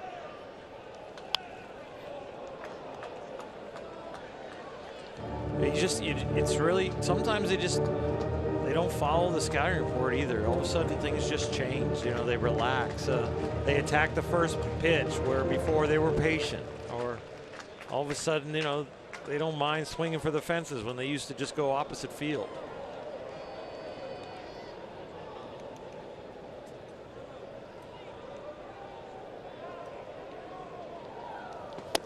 Cross cup gets Suarez. 1 out. No matter what your approach, that's a tough pitch to hit. That's a disappearing slider that started out looking like a strike and ended up having really good bite.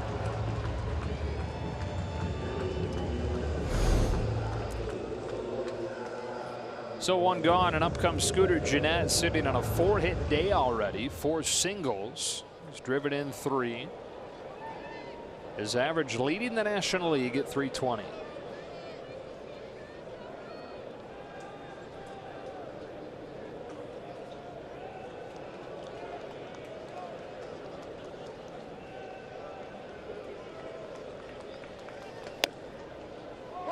Pretty cool thing for Scooter getting to come play for the Reds. He actually was born near Cincinnati, grew up a Reds fan, going to games at the old Riverfront Stadium. First thing he thought when he found out that he'd been claimed by Cincinnati after the Brewers cut him loose was there's a split second where he thought, is this a dream? I'm going to go put on the jersey of the team I grew up watching. Crosses Yasmani up. 1 ball, 1 strike. His hometown just had a Scooter Gennett day earlier this year. Lebanon, Ohio, lived there until he was 9 and moved to Florida.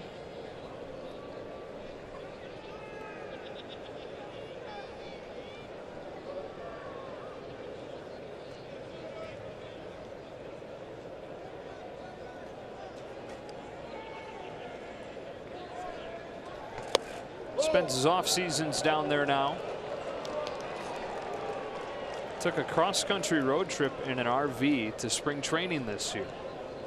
It's a fun way to finish the off season and launch into your work.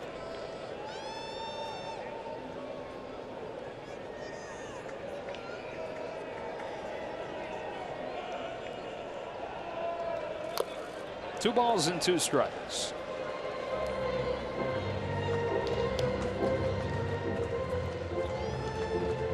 I rented an RV for spring training with the Cleveland Indians and lived in Orlando and drove down to Winter Haven. I had an assistant that was a driver that would get me up in the morning. We'd go. I'd sleep on the way down. It allowed me for those 6 weeks to live at home for spring training. Get work done in the afternoon as we drove home, but got in the RV in the morning, went back to bed. Proskop gets Gennett swinging. First time the Dodgers have retired him tonight. 2 away.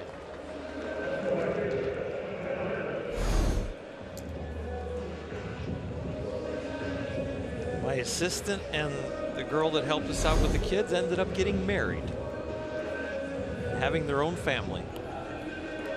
So at home we had a babysitter that came out a lot, and my assistant that helped me out with my driving and helped me out with a lot of stuff that happened around the house.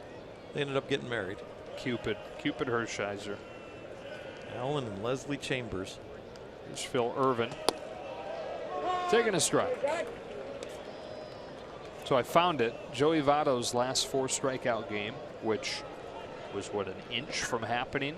He took ball 4 a little bit low. August 30th, 2009, against Clayton Kershaw. That was a good find. 3 of the 4 Ks were against Kershaw. 1 was against James McDonald in extra innings. So it took extra innings for him to get 4 Ks. It did. He had a 9-inning 4K game the year before. That was Clayton's 3rd career double-digit strikeout game. 2nd year in the majors. Irvin didn't swing. 1-2. Clayton's got a lot of guys in his book. That he does. Got them all.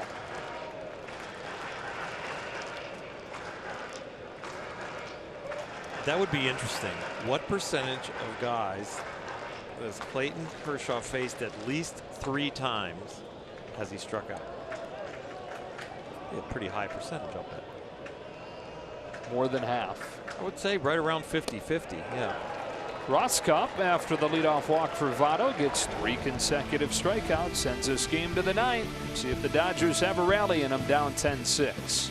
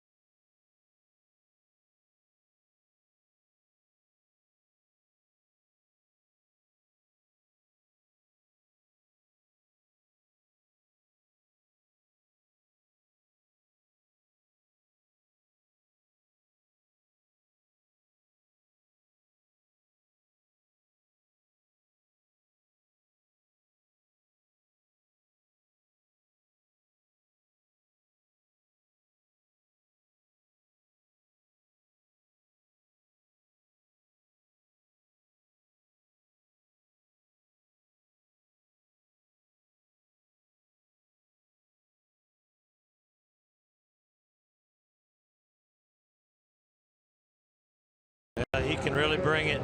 Average fastball above 95, a changeup. No, this is not a fastball at 88 miles an hour, and a slider in the mid-80s. And he has been exceptional. A guy they really can depend on. Dodgers sending the best they have up there. Machado, Kemp, Bellinger, heart of the order. In a game that they trailed from the start, with the Reds getting 4 against Alex Wood in the first inning. And it just seemed like every time tonight the Dodgers chipped away a little bit, the Reds had the answer. There's a lot of mistakes throughout this game. The Dodgers can look back and see where they lost it, but they still got 3 more outs.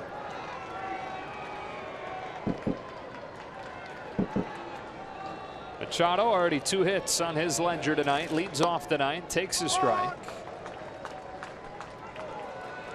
Still 1-0 Arizona, 5th inning in Denver.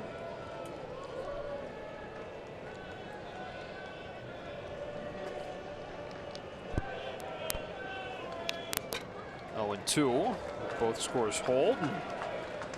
You don't like the chances of that score holding. Arizona very well may win, but figure it's not going to be 1-0 in Denver. If both scores hold, or at least both teams that are in front win, it's going to be really tightly compacted at the top of the division again. Off the end of the bat in right field, Williams, and Machado the first out of the ninth. Dodgers would remain a half game back, but Arizona would move to within a game and a half. So you'd again have 3 games within 1.5 and less than 3 weeks to go. You cheer for the Diamondbacks one more night and then flip a coin. Both starters still in there. Godley against Marquez.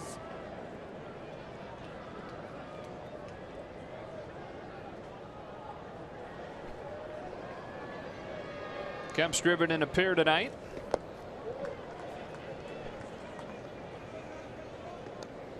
.76 on the year now. Charlie Blackmon staying very hot in Colorado. 2 for 2 again tonight. Figured it was just a matter of time with him. He went through such a tough run in August.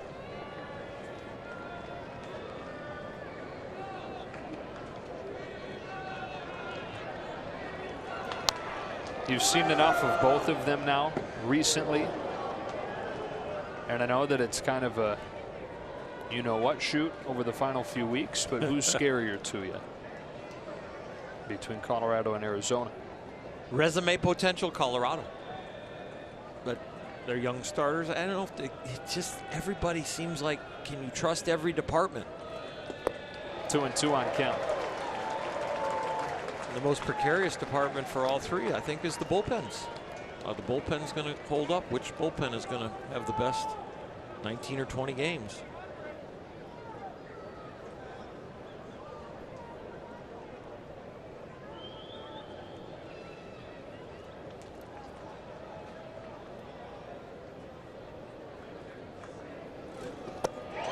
Two out.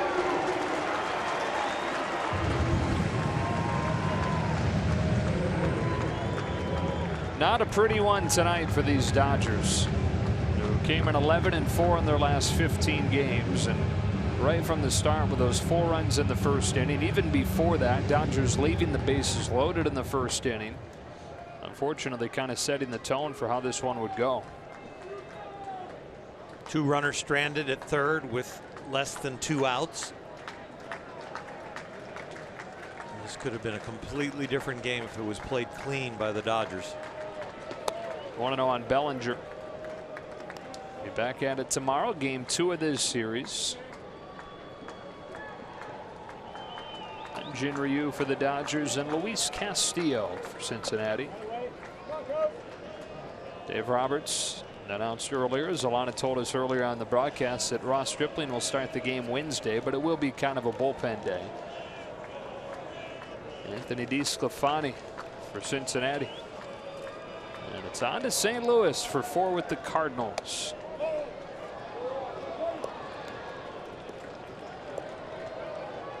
Cardinals have fallen behind the Pirates in the 6th inning.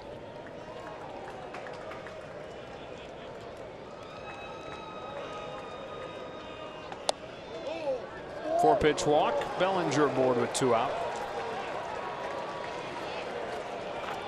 He takes ball 4, and you hear Dave Roberts from the dugout yell, "That a boy." Still grinding out every at bat. The skipper knows anything can happen. There's no give up. What we got here?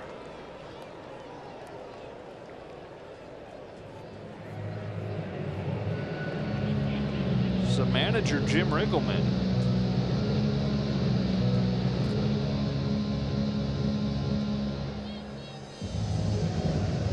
There's nobody warming.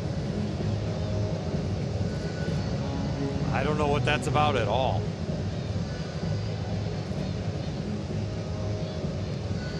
Upset about the ball 4 call, just wants to get his mind squared away. I don't know. I'm guessing. Meaning he saw Iglesias upset, wanted to give him some time to. Yeah, just get him squared away mentally. Muncy. That's 5 balls in a row for Iglesias after he got the first 2 men of the inning.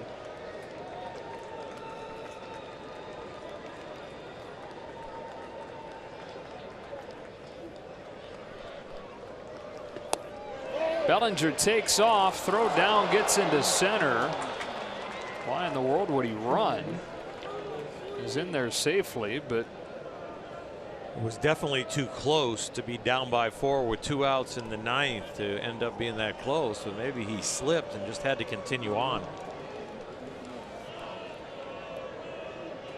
Oof. That would have been ugly. It's a very soft infield out there, I will tell you that. 2-1. Yeah, we've kind of seen guys spinning their tires, especially on ground balls. Fielders trying to get that quick first step to go make plays.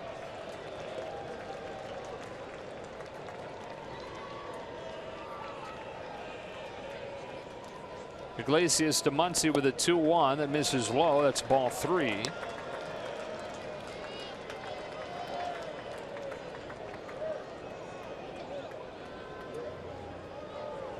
And now action in that red spin.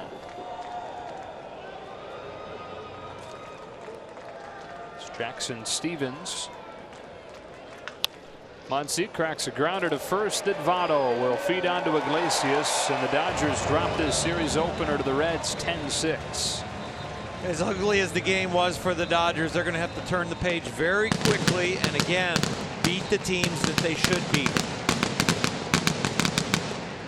Lexus player of the game is Scooter Gennett, who had 4 of the Reds' 14 hits tonight. All of them singles, drove in 3, scored 2, in a game the Reds never trailed. So the Dodgers will try and get back to even the series tomorrow. Hyun-Jin Ryu for the Dodgers against Luis Castillo. For Orr Hershiser, Alana Rizzo, and the rest of our crew, Joe Davis saying so long from Cincinnati.